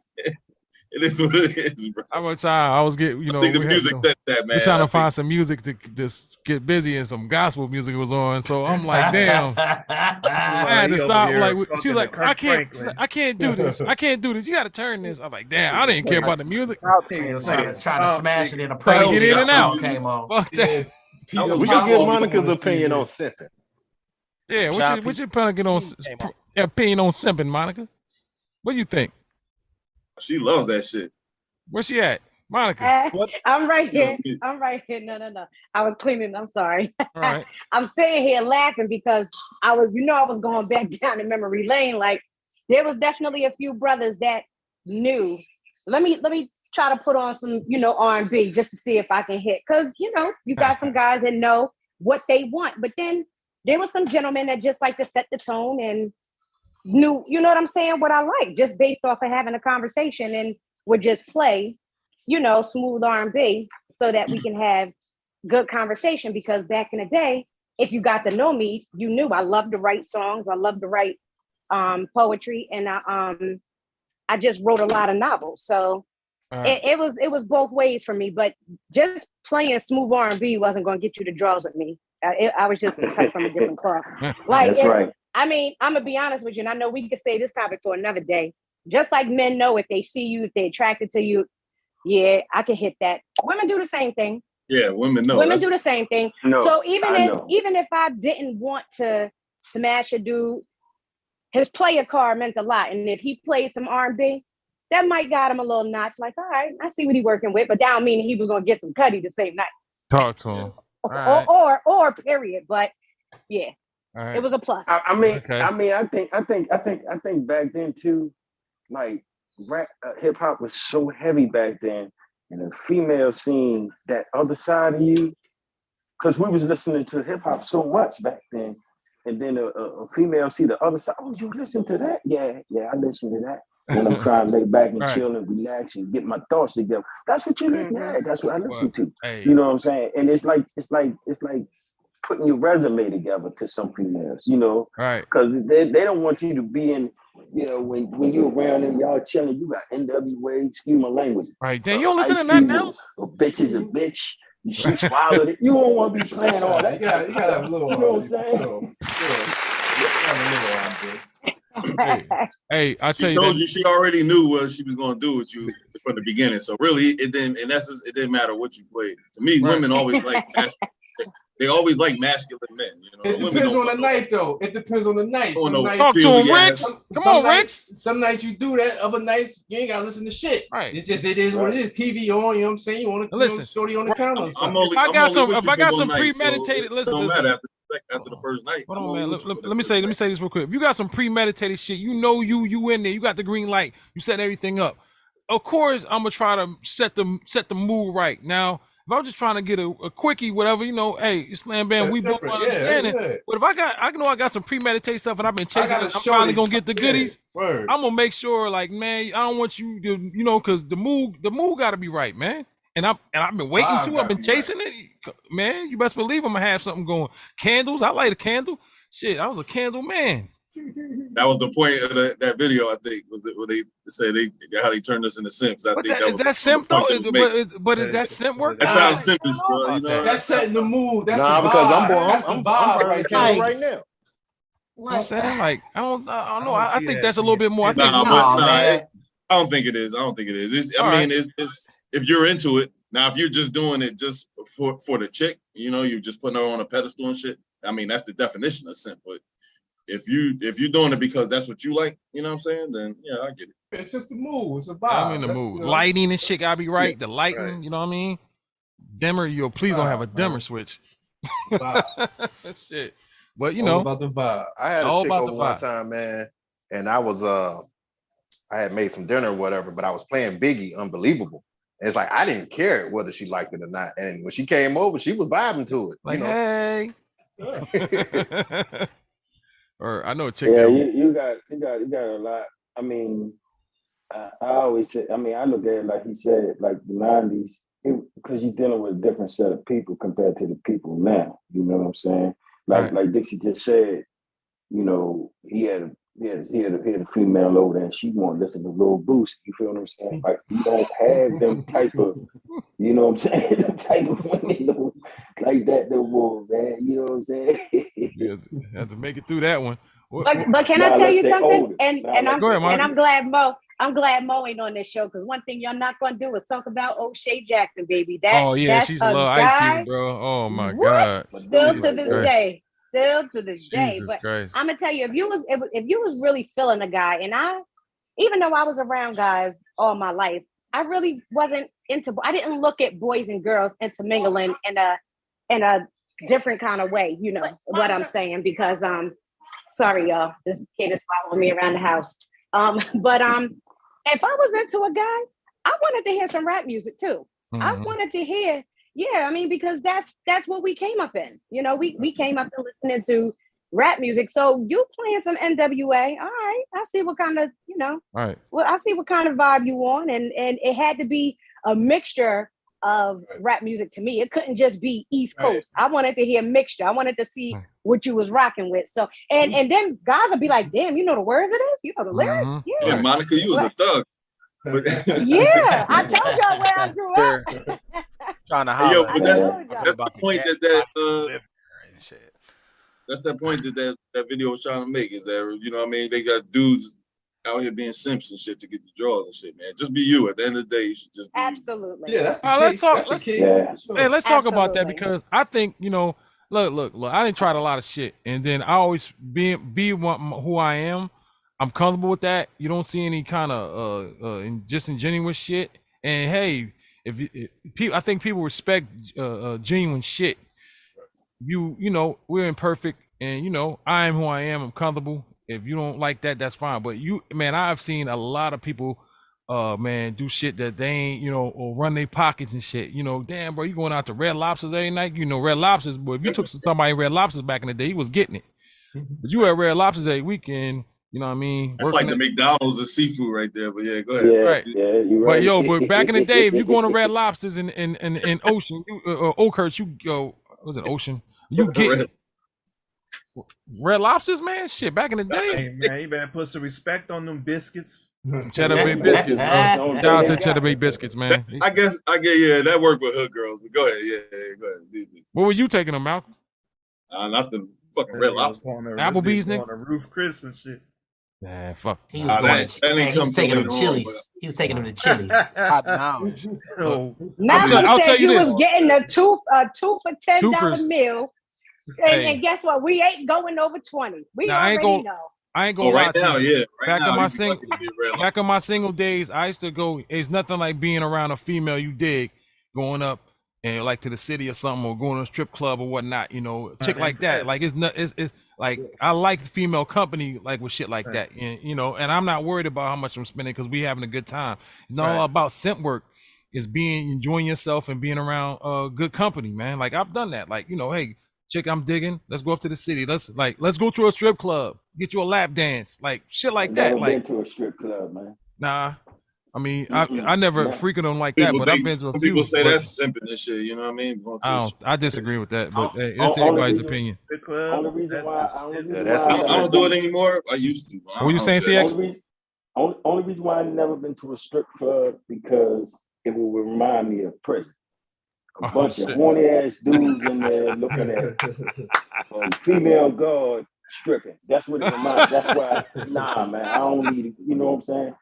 I don't knock nobody that do that. You know what I'm saying? I got you. That could be therapy for some people. You know what I'm saying? Hey, I don't know if you get lap dances in prison and shit, bro. That's the last thing I think about the strip club. Bro. But I don't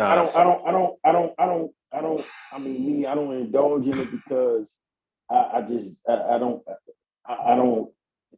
My attention. I hear what you're saying. You understand what I'm saying? Right. Everybody's attention is so focused on these females in here that they lose track of what's really in front of them. And I don't never like being in a situation like that. I'm one of the ones that when I come in the room, I put my back to the wall.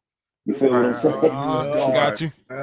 Hey, guard, your mind. See, simping to me is what my partner does. When he meet a chick, instead of just introducing himself and asking for the number, he opens with, "Ooh, let me rub your toes and let me rub your feet." I'm like, man, what kind of shit is that? That's ultimate. But you know what? I be seeing. I don't know. What about bringing flowers to the first date? I think that's a no-no. I tell everybody that's the wrong thing to do. Because she didn't earn flowers. Flowers on the first date. Exactly, and she gonna be expecting more and more every time. Right. They flowers. That's not necessarily true. That's not necessarily true. Elaborate. Break it down. Why you say that? I'm gonna be honest with you. First, I mean, I can see it twofold. One, see if the female even like flowers. You know, she could be allergic to them, or maybe she's just not into them. But I do think, you know, it's a way of just showing, you know, hey, thought about you, and it's a universal. To me, it's a universal gift. Because me taking you on a date is not showing you. Let her finish. No. To answer your question, it is. But at the end of the day, you inviting me on a date, I don't have the expectation that you're going to pay either. You know, because I told you, I treat as well. And so it's not, hey, listen, I'll pick up the tab. You don't even have to, I'll pick up the tab and a tip. Listen, I like the gesture. You a throwback, man. No, right. I know. I told y'all this. From my understanding, these chicks today ain't you, honey. I'm telling you. From my understanding is, from the niggas I've been around who bring flowers, who brought flowers, they get played out.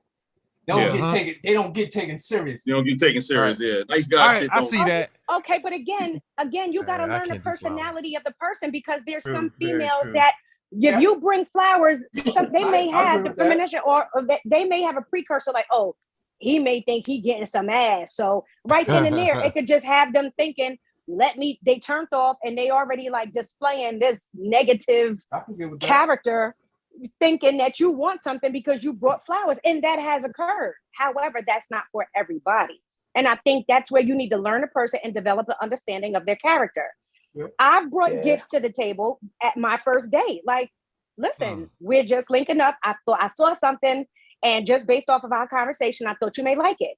I've had a guy say, damn, thank you, I appreciate it. I don't like that. However, it's the thought that counts. And then I've had guys who genuinely liked it, and, you know, we continued dating, and then we realized, you know, it wasn't what we both wanted, but we became friends. But I think that you really should learn and develop an understanding of a person before you exchange flowers. But it is. Before y'all go, hold on. Like flowers. Even if you do like flowers, I believe it shouldn't be done on the first date. Like you say, you have to get to know each other. It takes more than the first date. I'm giving flowers. Third date, I'm cool. I do flowers, rose petals, whatever. I ain't never did. Hey, one second before y'all go, I want to read from the chat. I apologize in the chat, man. Chat is bubbling, and I haven't read anything. Welcome, Pablo Chalk. He was a frequent member on the Straight Up. He says, liquor or wine, it depends. Incense, something just ain't right. Says, I still play R. Kelly songs, rather. I know he wrote it, produced it or not. Dude was talented. If not, Kells, maybe Ja or Nelly for the ladies. Pablo Chalk says, that's what I'm saying. It depends on the company. Know your company. Something for nothing just ain't right. Says, Olive Garden too. Coffee after 9. Pablo Chalk says, never heard that before. No, something just ain't right. Says, not true. Not. Listen to the woman. Pablo says that. Agreed. Again, know your company. You have to know who you're dealing with. Once again, the chat, I apologize for not reading your chats out. I'll stay on top of that. I'm sorry, guys. Let me cut y'all off. I think you just need to go on a date, man. You just need to be who you are, man. Because so you don't have to keeping up no fake fictitious type of person to no woman, man. Just be who you are. She might love that you. I'm the type of person, man. I don't want you to do nothing for me. I don't want you to do nothing. I don't want you to do nothing for me. So I don't have I don't put no expectations on no woman like that. You know what I'm saying? If it happens, it happens. I like the gesture. I don't like the women to pay, but I like the gesture. If you like, hey, let me get that. But I like that. That's I'm cool with that. But right, yeah, like I can't. Monica, you're not paying on a date with me. I'm paying, and I ain't bringing no flowers either. So I appreciate that, and I appreciate that. But you want to know something? I buy my own self flowers. Like I love planting flowers. So It's okay. You're not gonna get judged off of it. You know, it's not gonna be a deal breaker. Let me say that it's not a deal breaker. Right. Now I'll be like, Darren, let's. I ain't gonna lie. I'll buy some flowers before I buy a bag. Oh yeah, hell yeah. I'll be like Darren Love Hall and bring an Isley Brother CD. There's nothing wrong. There's nothing wrong with. There's nothing wrong with that. There's nothing wrong with paying for dinner with this, that, and other. Your father taught you better than that to do those type of things. You know what I'm saying? So that should be in you. Respect don't cost nothing. You know what I'm saying? No different than holding the door open when a woman is walking through. Exactly. You know what I'm saying? That's the kind of shit I gotta be on.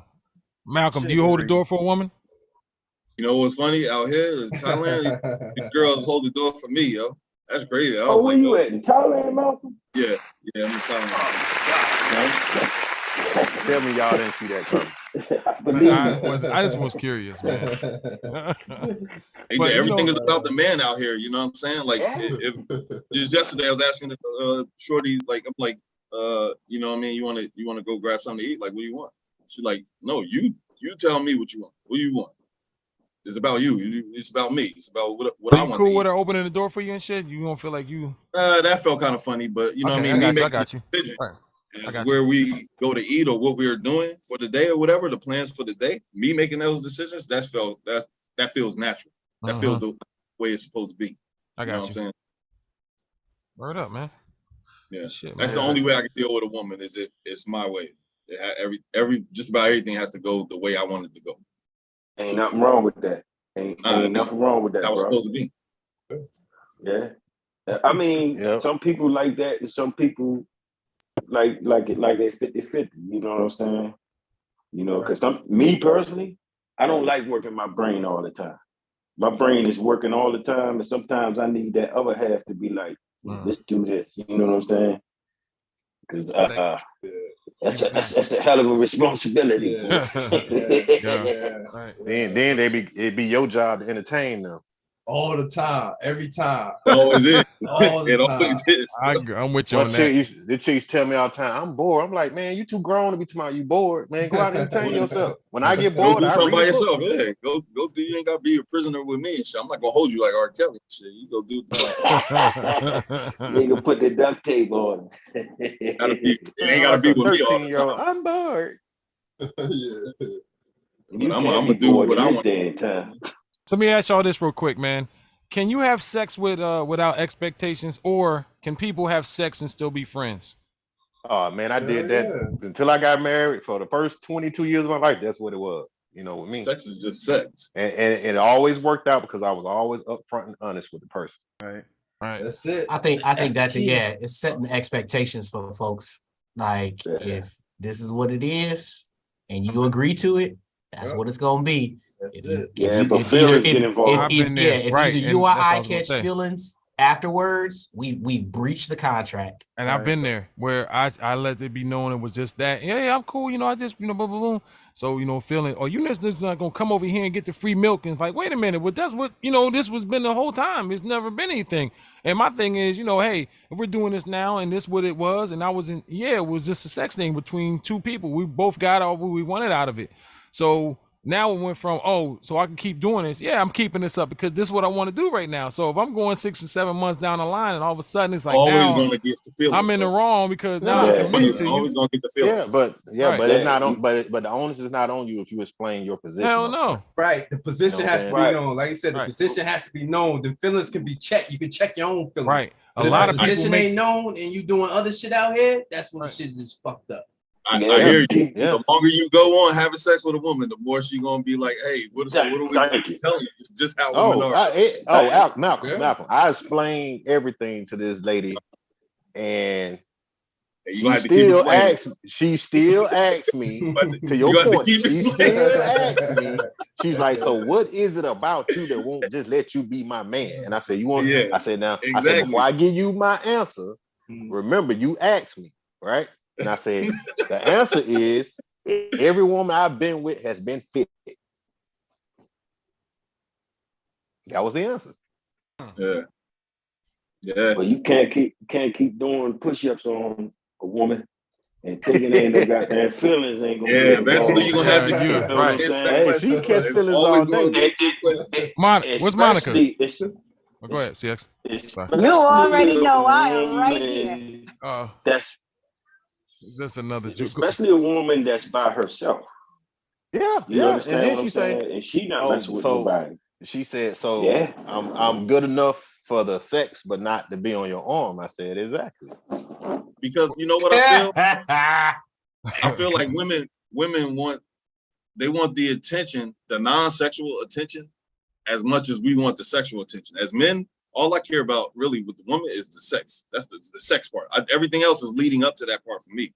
For her, I think, and Monica could chime in on this, it ain't about the sex so much for them. You know what I'm saying? Like, it's the everything else that comes with sex. You know what I'm saying? Like the non-sexual attention, what I call it. You know what I'm saying? Commitment. Yeah. Hey, before you jump in, Monica, I'm gonna say now, the one thing I do with this lady, I never initiate, I never call her for that. If I do call her, we talking about other stuff.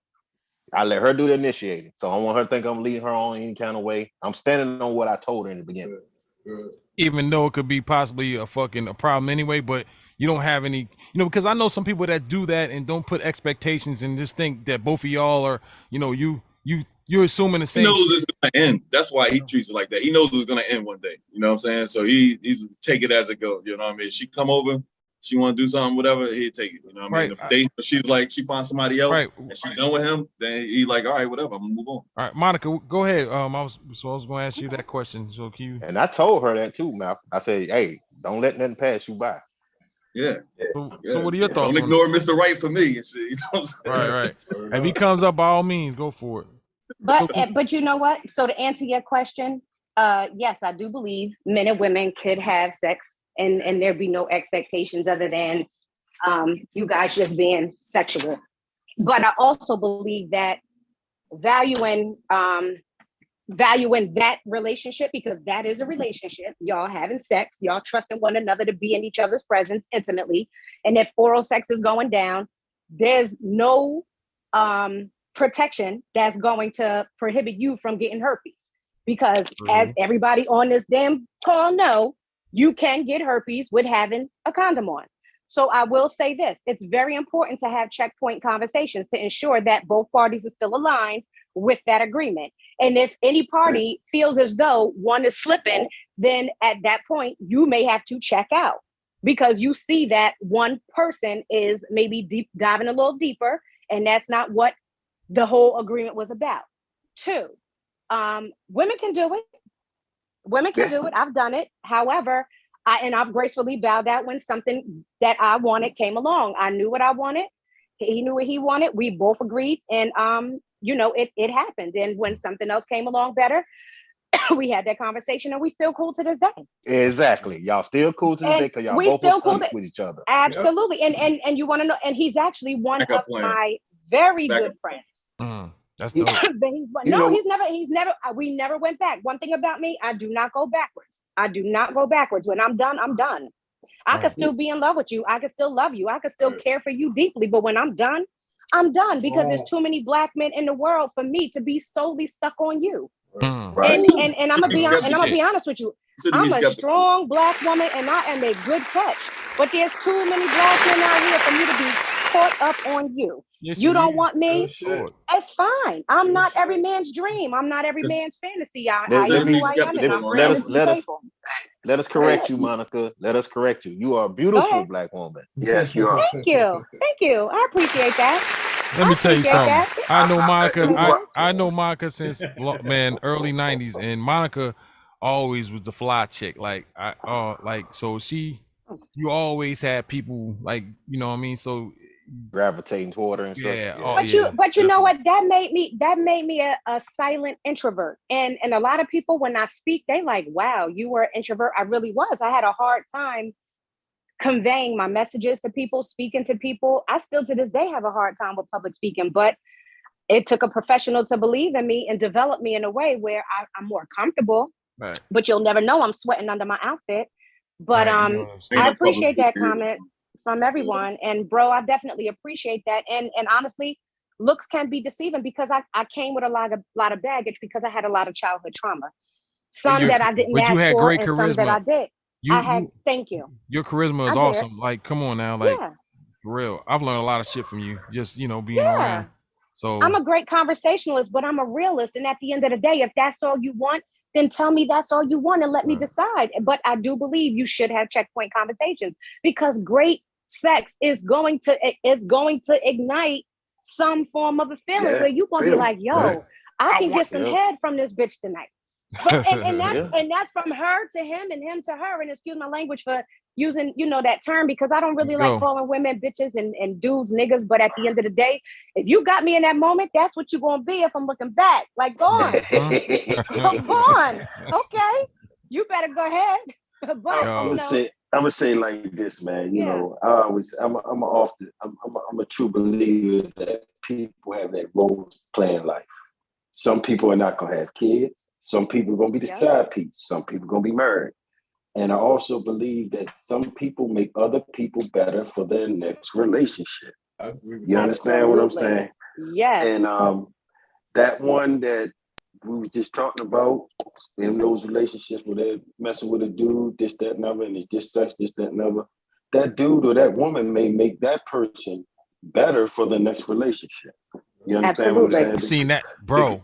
Yeah. Go ahead. Yeah. I can agree with that. Yeah, because a lot of times they be like, well, I know the next person. I'm not just going to be messing with them.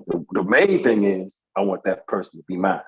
That's the main thing on their mind. Right. I want that person to be It mine. happened to me. I had to self-check myself. It happened to me. I was doing foul shit, wondering why certain shit happened.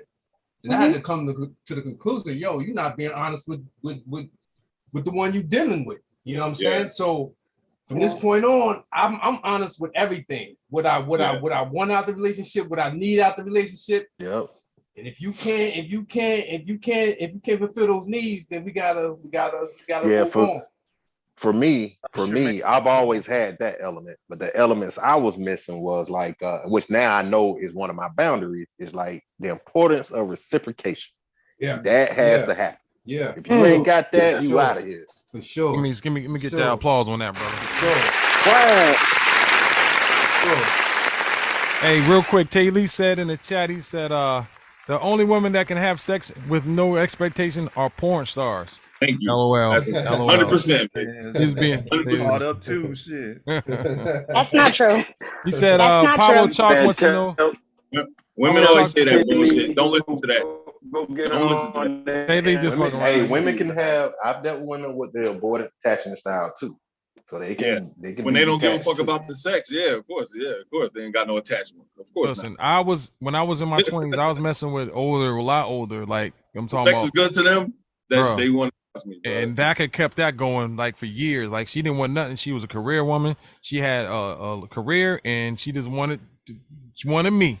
It wasn't no go out, maybe we go watch a movie, but that was it. And she could have kept that up for her. I had to kind of break loose from that. And not that I was emotionally attached, and I was just like, I'm young. I ain't trying to. She like almost 15, 20 years older than me. So, but I agree. If I've been with people that just kept it there. I've also been with ones that you kind of tell them, and sometimes I haven't told them. So I've been on both sides of the spectrum to where I already assumed what was said wasn't said.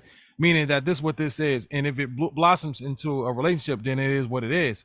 Sometimes it has, sometimes it didn't. So, sometimes emotions you can't control them, though. And then you have this lights out sex, and then I want that for me. I don't want no one else to have that because that's mine. Control your emotions. You're a man. Then I'm talking about the woman, man. Oh, okay. I just said that I didn't really I didn't include emotions with it, but that's what I've seen as far as the woman is concerned. But emotions you can't control them. They can't control emotions with that. It's just like I want them for me, and I'm tired of just being the free milk and stuff. But damn, aren't you getting something out of it too? Isn't that a two-way street? You got to go deeper with that because you got to be careful. Yeah. I'm gonna tell you why. Because I know a thing or two about narcissism, and a person who gets emotionally involved right away, wants you to move in right away, wants you to marry them right away. That is a red flag. You are being love bombed. You are being set up. You are being set up for some abuse to come later. Yep. Something wrong on that picture. Pablo Chalk wants to know where Monica is from. I already told him. But yeah, Pablo Chalk said, what? He said, hey. What up, Pablo? Oh, yeah. Hey, Pablo. Got some people from Denmark in here tonight. Shout out Denmark. to Oh, guys, let's go to Denmark. Malcolm, you Denmark. ever been to Denmark? You point to Denmark on the map. Then we have to conversate about that. You can point that out on the map. We'll have a conversation. Am I off base? He got a test. You asking me? Yes, I'm asking you. What's a city? Tell me a city in Denmark, and we'll have a conversation. That's an insult. Like it didn't even warrant all of that, but okay. Next, come on, Malcolm. Like we're not dealing with children on this panel, bro. Come on, go on, bro. Keep going with that. Let me put my studious glasses RTO, back can you on. hit that fucking thing, please? Yeah, that was a fail right there. Turn it up, son. Turn that shit up and hit it again, man. It didn't hit like it needed to. That's good. Here come Hurts. Digger Hurts in the building. My boy. Oh shit, Taylor had to come in and join the party. Little bro. You in the VA, okay, by way of GA. That's what it is. Oh, I said the Netherlands. So yeah, so we talked about that. Also, hold on, let me ask some more questions here. How do people I ain't gonna ask that. Body piercings. Let's talk about body piercings and things only women. I'm not go back to the last one. I know. I want to go go back to that one. The one that made you laugh. How do people feel about masturbation? If you don't use it, you lose it. It's in charges on yourself. Taking matters into your own hands. It's a human thing. Every woman now it's a human. Man, y'all hear me? Yeah, we got you, dog. All right. Them pressing charges that's the training camp. What? That's the training camp. What's good with y'all, man? Bro, what's going on? I was able to catch some playback or whatever, man. But hey, that's true what I said, man. Only women that they don't have expectations, bro, porn stars. Well, here we go, Hurst. Hey, but for real, but like what I wanted to say was like that the more time and more energy that you invest in a woman, good, bad, or indifferent, and if you, like you said, good conversation, good sex or whatever, the more that she's going to become attached. And then in some cases, some dudes like that too, they'll become attached too. But from that aspect, like I've had people I've had chicks tell me, it's just this, but you let some time pass and you keep giving them that good energy, keep giving them that good rhythm, that good sex or whatever. Then women are like the ultimate renegates when it comes to that kind of shit, because when their emotions take over, all the other shit go out the window. It goes right out the window. Like now I gotta figure out what it's gonna take for me to be number one. I don't want to be, I don't want to come off the bench scoring 16, and 5 assists. I want to see how I can be scoring 28 and not even have to get a rock up. Oh shit! All right. So, I'm just keeping it a buck. They change it when they want to change it, bro. Off my experience, like most of the women I dealt with were like that, Hurts, but there were a couple who were avoidant as hell. They had an avoidant attachment style, and they never did succumb to that. Right. Them girls that probably slept with, like, you're talking 10 or more dudes and shit. You know what I'm saying? Because after a certain amount of dudes, I would agree. They slept with. Yeah, but I'm gonna tell you, it's sensitive. You become sensitive. Yeah. Once you go, but even them 10 guys, but even those two, but even those couple got to a place to where they started to get territorial with me.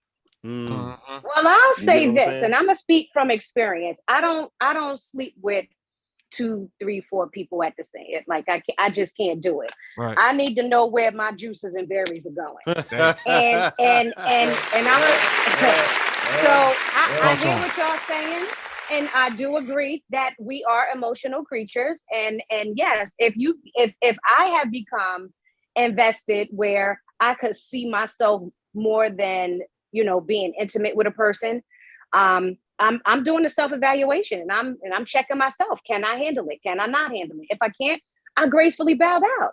And I have been in those situations, but I'm not looking to see, what can I do to get his attention to get to the next level? Nah, that wasn't the agreement. The agreement was what we decided on, and that's if if he did circle back, which every last one of them did, and it wasn't many. It wasn't many. Like I said, I don't go back. Like we made a decision, and that's what it was. Right. Are you married, Monica? Yeah, I was just about to say. Yes, definitely. I am. Where your ring at? Where your ring at? I don't see that shit. Where your ring at? Oh, let me pull them out and show you all of it. A ring is a symbol. A ring don't mean nothing, man. A ring is only a let me symbol. tell you this, Monica. If you was married to me right now, we'd be having a conversation. You got your ring on your finger, we'd be having a conversation. So let me say this: I do a lot of cleaning, and I don't wear my rings when I do a lot of cleaning. But I got this one. Nice one. That's a good looking ring, girl. Nice. Hey, how much? I bet you spent a lot of money on them rings, huh? For you to not be wearing them shit. And you on a national broadcast right now on TV worldwide, and you don't got that ring on your finger. We be talking. We be having a conversation, girl. And listen, you can call him and you can ask him, do I wear my ring all the time? And he'll tell you no. And that's not an obligation. Man, hey, I done lost about 3 rings. I don't even wear them no more. One. I definitely yeah. I lost one too. Yeah, my wife bought me. I know how to carry myself. I lost for good. I know how to carry myself.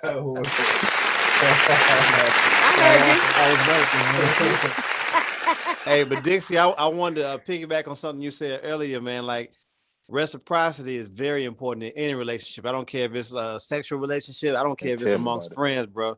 Like, if we in any kind of relationship, whether you my man's and you my partner or whatever, or you my woman, my wife, or what have you, we got to be at least putting in that 50-50 work. So if it's like if I'm even as a friend, if you're if it's like 80-20 where I'm shouldering all the load, you know what I'm saying? Pause. That ain't gonna work for me. You know what I'm saying? Because if we're partners, we friends, we boys or whatever, I need to know that you got my back because I'm damn sure gonna have your back. Right. And even in a relationship, one thing that that kind of drew me to my wife a little bit was that, man, she would pick up the tab sometimes. We went out to eat, man. She'd come bearing gifts. I'm like, shit. Like, okay, well, all right, well, it made me feel better about doing the things, kind of repeating it, just like, doubling up on that, because I'm like, if she ain't looking for getting nothing out of this, she just being genuine. Right. So I'm like, I can deal with that, and I can match her fly and probably up at one. I'm still situations when you tell a homie about some shit, you trying to elevate yourself, like you want to start rapping or whatever. We had conversations, and you go and do it. You let a motherfucker hear the shit, like, yeah, I did it. We talked about it. Here you go.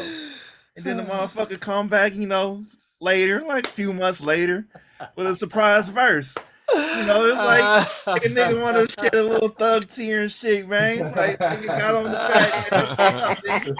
I have no clue on what you're talking about. But I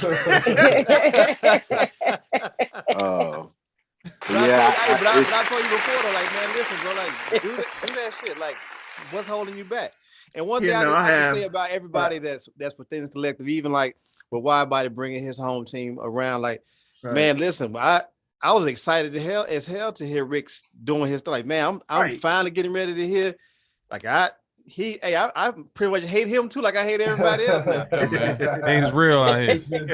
I hate him too, man. I appreciate the hate, man. I appreciate it. Is real, nigga. That shit was unexpected and fucking great all at the same time. Because I didn't expect. And I wanted to see everybody within that outfit win. Ask why when Wide Body was like, man, you got something for this? You got I'm like, nah, brother. This is a time right now where everybody that's involved in this need to do. I don't need to be taking nothing away from that.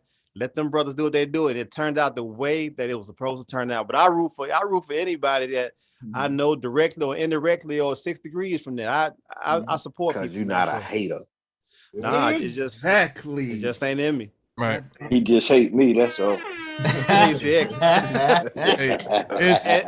and Fields and Wide Body and Dixie. I still hate Dixie for winner 88. I still hate him for that. Oh man. I'm still waiting on some Fields Oh shit! Hold on, hey, Phil's on the like a whole ass folder joints. Hey, Phil's still on the contract, man. We gotta. Hey man, Phil's you need to knock that contract out, cuz. But again, man, but that reciprocity, man. So it's so important, bro. Like it's real. I mean, you have no idea how important that is for not just it's for our psyche, man, for our well-being. I'm telling you, man. That it's important. It'll protect you. It'll protect you from getting used, man.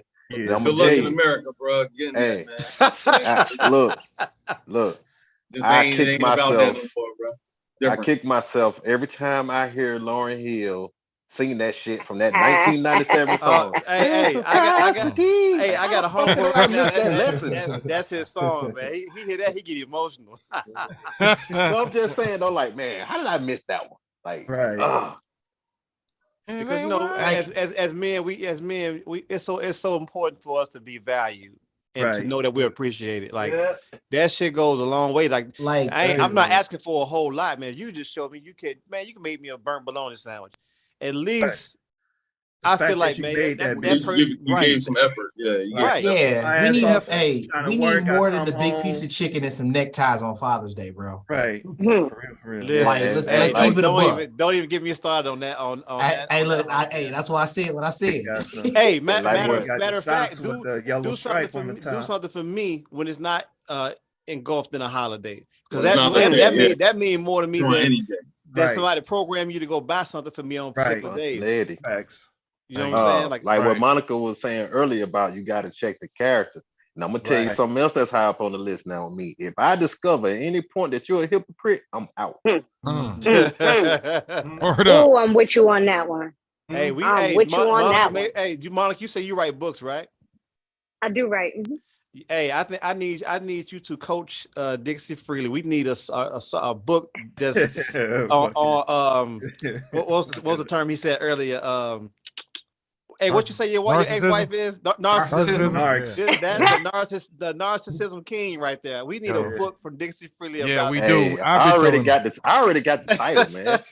The title is called One Hell of a Price to Pay.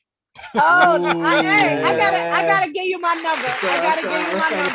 Sure, I'm writing that book. All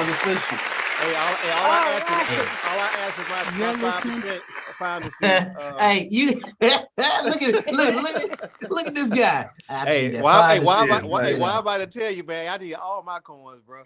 Right. Okay. Hey, I'm gonna write it. I'm gonna write it. Gonna be like, and I'm doing a soundtrack to the book too. I need verses and all of that shit. There we go. He said I got a soundtrack coming. Hey, can y'all see the comments on my picture? It's faded though. My eyesight ain't gonna catch that. Hey, Pablo said he loves your personality. I think that's what he said, right? Too late. She already married. Yeah, we're gonna have to protect her like we used to do. He was trying to get with her. Seats taken. Seats taken. Nah, I'm kidding though. Right, seats taken. Seats taken. Can't sit here. Yeah, to sum it all up, boundaries are important. Right, they are. And They reciprocity really should be one, if it's not one already. Who's supposed to set the boundaries? It's on you. Good question, Malcolm. It's on you. It's on you. It's on you. It's on the man. It's on the man. It's on the man. It's like I always tell. I got a young homeboy I talk to all the time. It's on both. Tell him, man, if you don't, it's on both. But if you don't set the tone when you go into a relationship, that means that you are susceptible to be a doormat. So like I'm telling you, it's like mad when this shit happens. So I got my as a former doormat, I agree. Hey Malcolm, I'm right there with you. Never again. But I got Matt grew legs. Right. Matt don't say welcome no more. Hey, it's a hell no. That shit say Elko. Hell shit. No.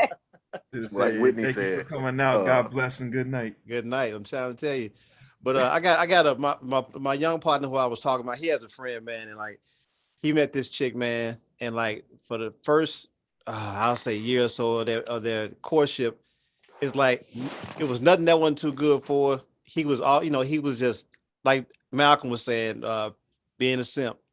And so he finally they got married, and then shit started changing. So now he want to get the balls and be like, nah, this ain't gonna happen. But it's too late because you've already set that emotion. Yeah. She has a certain set of expectations that you've set in place by not setting your boundaries. And so like now when there's pushback, there's trouble in paradise. Yeah, not only that, she has all the leverage now that they married. Exactly, all the leverage. To the point where she was holding out on him and stuff. I said, bro, let me tell you something. I said, ain't no way in hell that a woman can be living with me and she rationalized sex like it's like being a cheese line or something like that. Like, no, sir. That's control. That's about control, bro. Exactly. Fucking war rations. Surprise how many sexless marriages there are, bro. Right. You know what I'm saying? But that's a breach of contract. That's a breach of contract right there. You know what I'm saying? Basically, you know what I'm saying? We ain't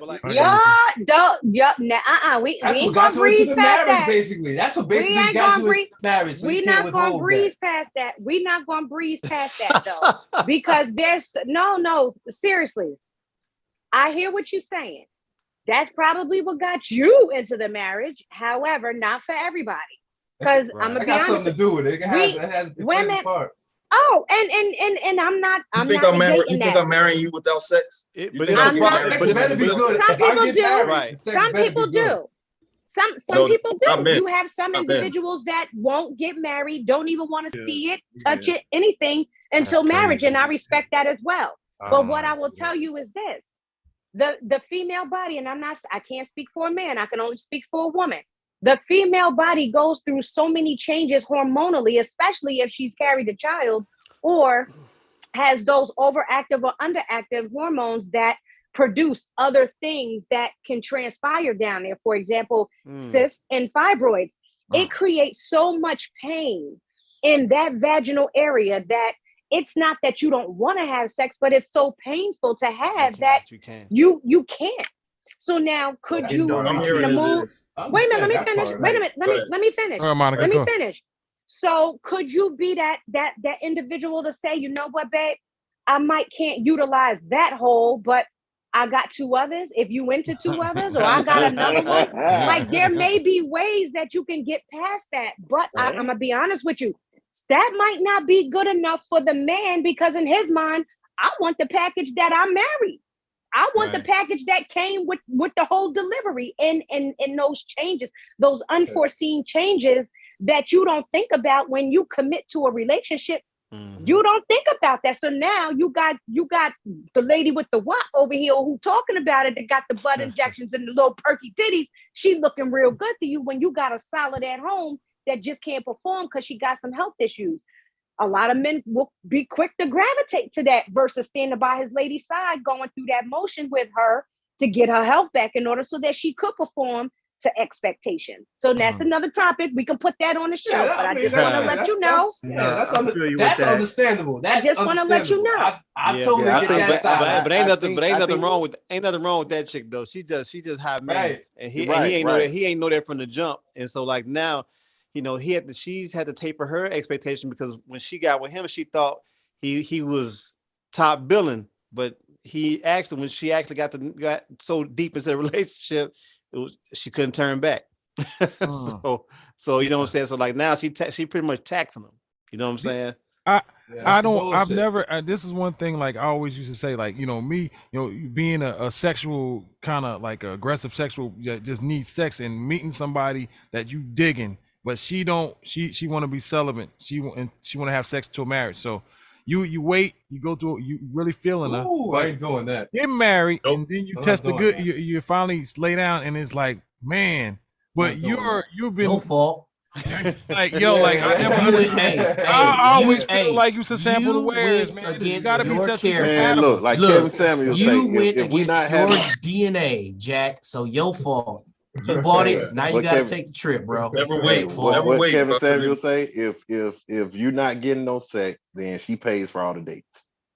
Not just that, but if you gotta wait, it's never as good. It's never worth the wait, bro. If you gotta wait, it's the sex is never worth the wait. What if it ain't good? If it's not, that's what I'm saying. If it ain't good, it's never worth the wait. What do you do now? What do you do? You got to try. You got to train it up then, because at that point, it might be because of the lack of experience. So it's yeah, you got a great point. Nah, some pussy just ain't good. Not all of it. I said some. Yeah, okay, all right. Some pussy just ain't good. The time you gotta wait for, that ain't good, bro. That's not good. Or you have the time to lay around and like the Kim Kardashian type. You know what I mean? But you know what? That's the problem though. Why about it? Every young woman at this juncture in time, that's their I need a worker. That's their model. That's their model. Worker. I'm tell you, man. Everybody on this phone has been inexperienced and had each experience showed them something different. What I will say is that, bro, you said you need a worker. A worker of what? She can be a worker of many things. She can entice you just by her body movement. You know what I'm saying? And be whack as hell in bed, but you can train her up to be what you desire her to be, and vice versa. I'm 46 years old. I ain't got time to be training. I'm with Rick on that. How to throw it back? You should know that by now. There are small things. But you know what? But that's not to say that the dudes that she dated had the same size penis as yours, had the same girth, had the same length, had the same curve, had the same straight away, like had the same veins. It could have been smooth. Some might have had foreskins. I don't care about none of that. So, but I'm just saying there's somebody that may do. At the end of the day, you don't want to train anybody up. I beg to differ. You're not just going to jump on top of me and fuck like you in a goddamn in an NHRA race. We're not doing that. We're not doing that. I'm gonna politely tell you. Somewhat, not a whole. Hey, trust me. You gotta be a craft in your art. Jack fuck rabbit me. I'm gonna tap out. You gotta go.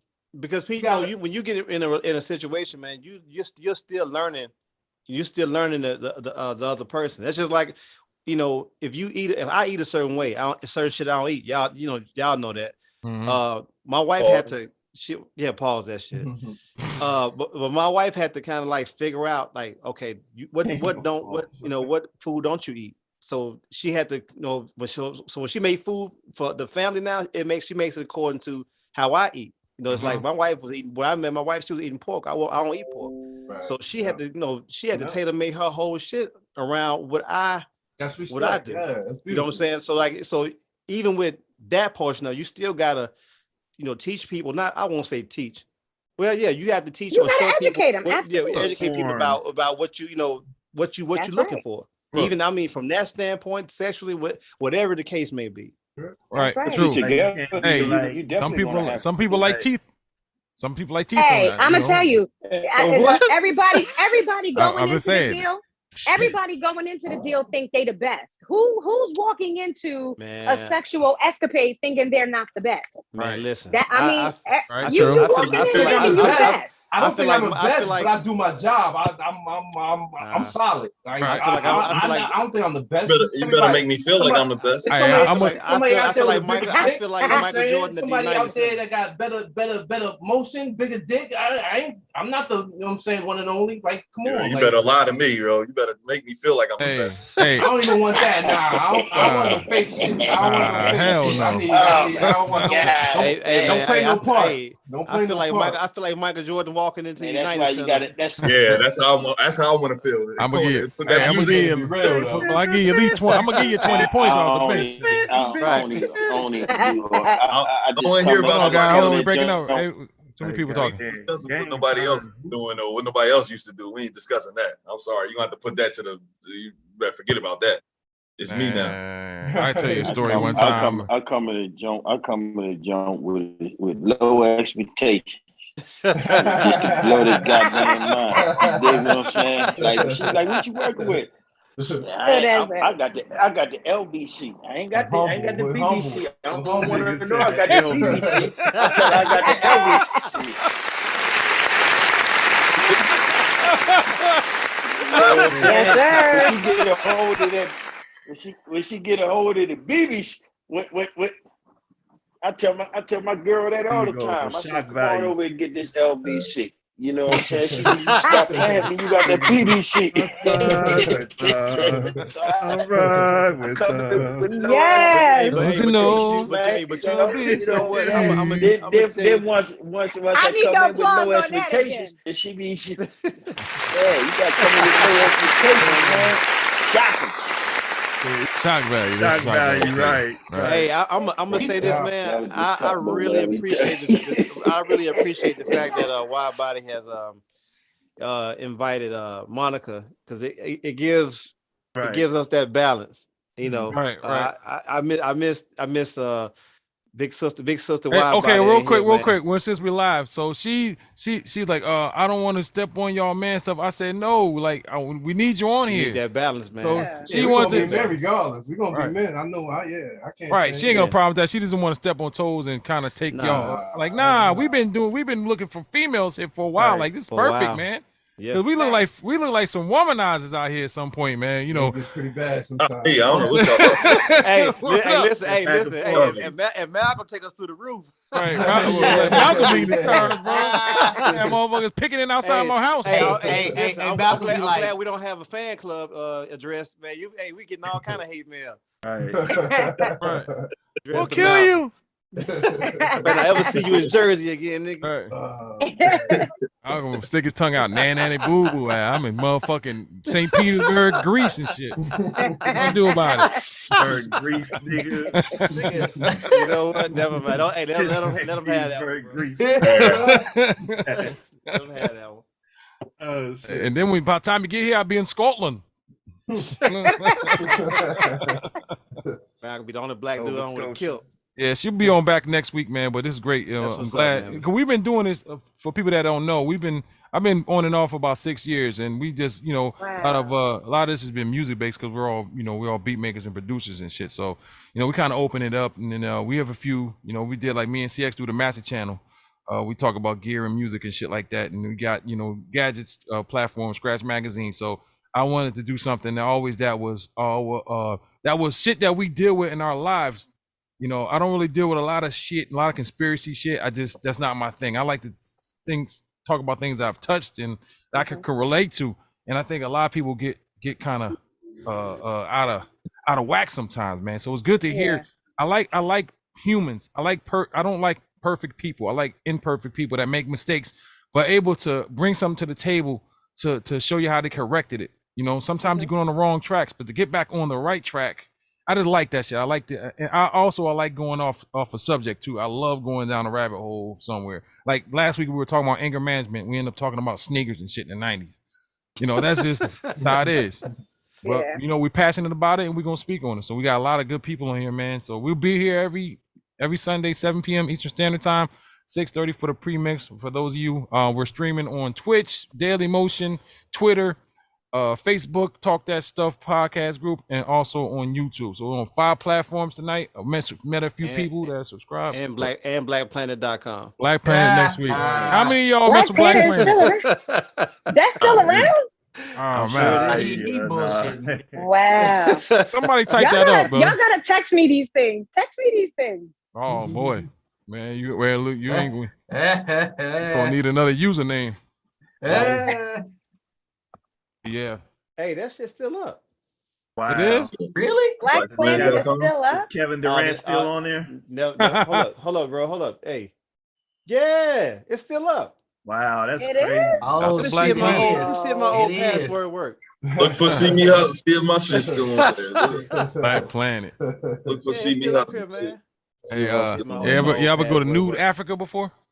No. Yeah, check that out. That's been around. I'm at to go incognito and check that out. It's an ODA. Go incognito, please. Go in private browser mode. Don't be sending us no stuff to get no virus now. Come on. No. I don't operate like that. No, Nude Y'all gotta Africa. text me these things. Yeah, Nude Africa. It's been on since internet started. It's still going. Looks like it's like a meeting site or something. Like yeah, they do user uploaded videos and stuff, and then they do like a chat. Like porno? Oh.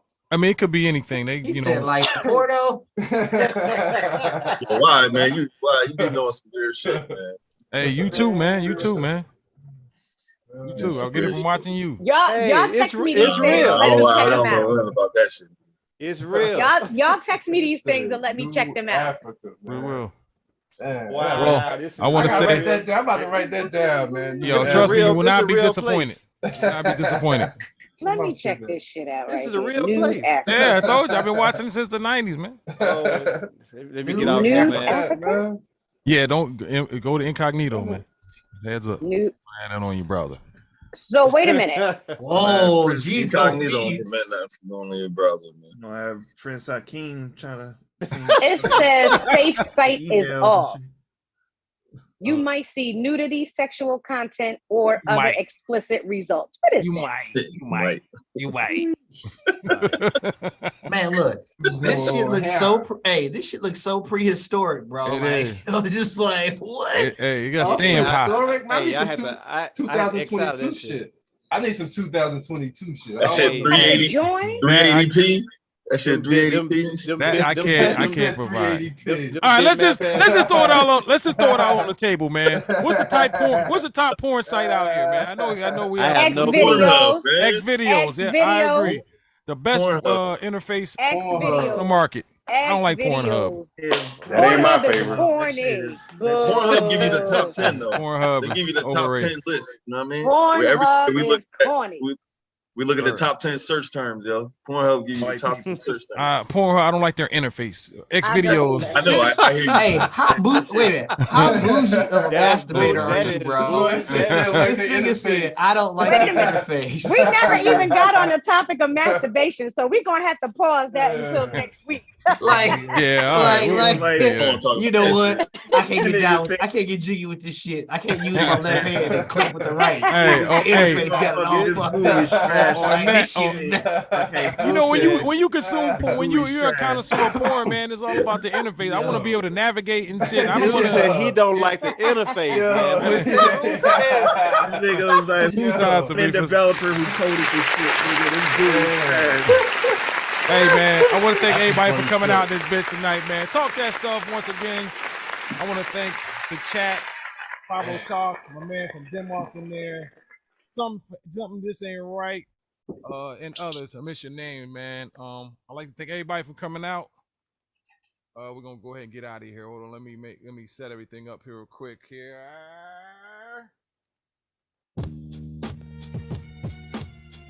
Monica Donato, Ricks, RTO, See Me Hustle, OG Backwards, Diggerhertz, CX the Producer, Dixie Freely. Thank y'all for coming through the chat as well. Please check us out every Sunday, 7 p.m. Eastern Standard Time for you ones overseas, and 6:30 Eastern Standard Time for the pre-show music mix where we spin some of the dopest artists and producers on the underground circuit. Please send those music tracks to ADSY, that's ADSWIDE@gmail.com. Once again, I'd like to thank everybody. I'd like to peace on three. Peace on three. 1, 2, 3. Hey!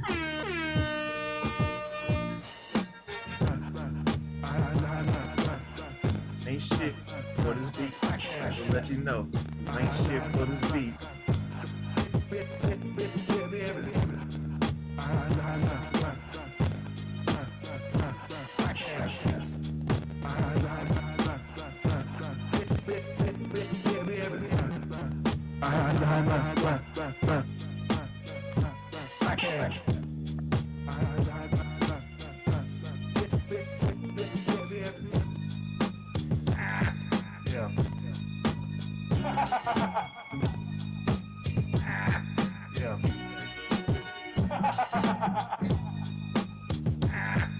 Yeah.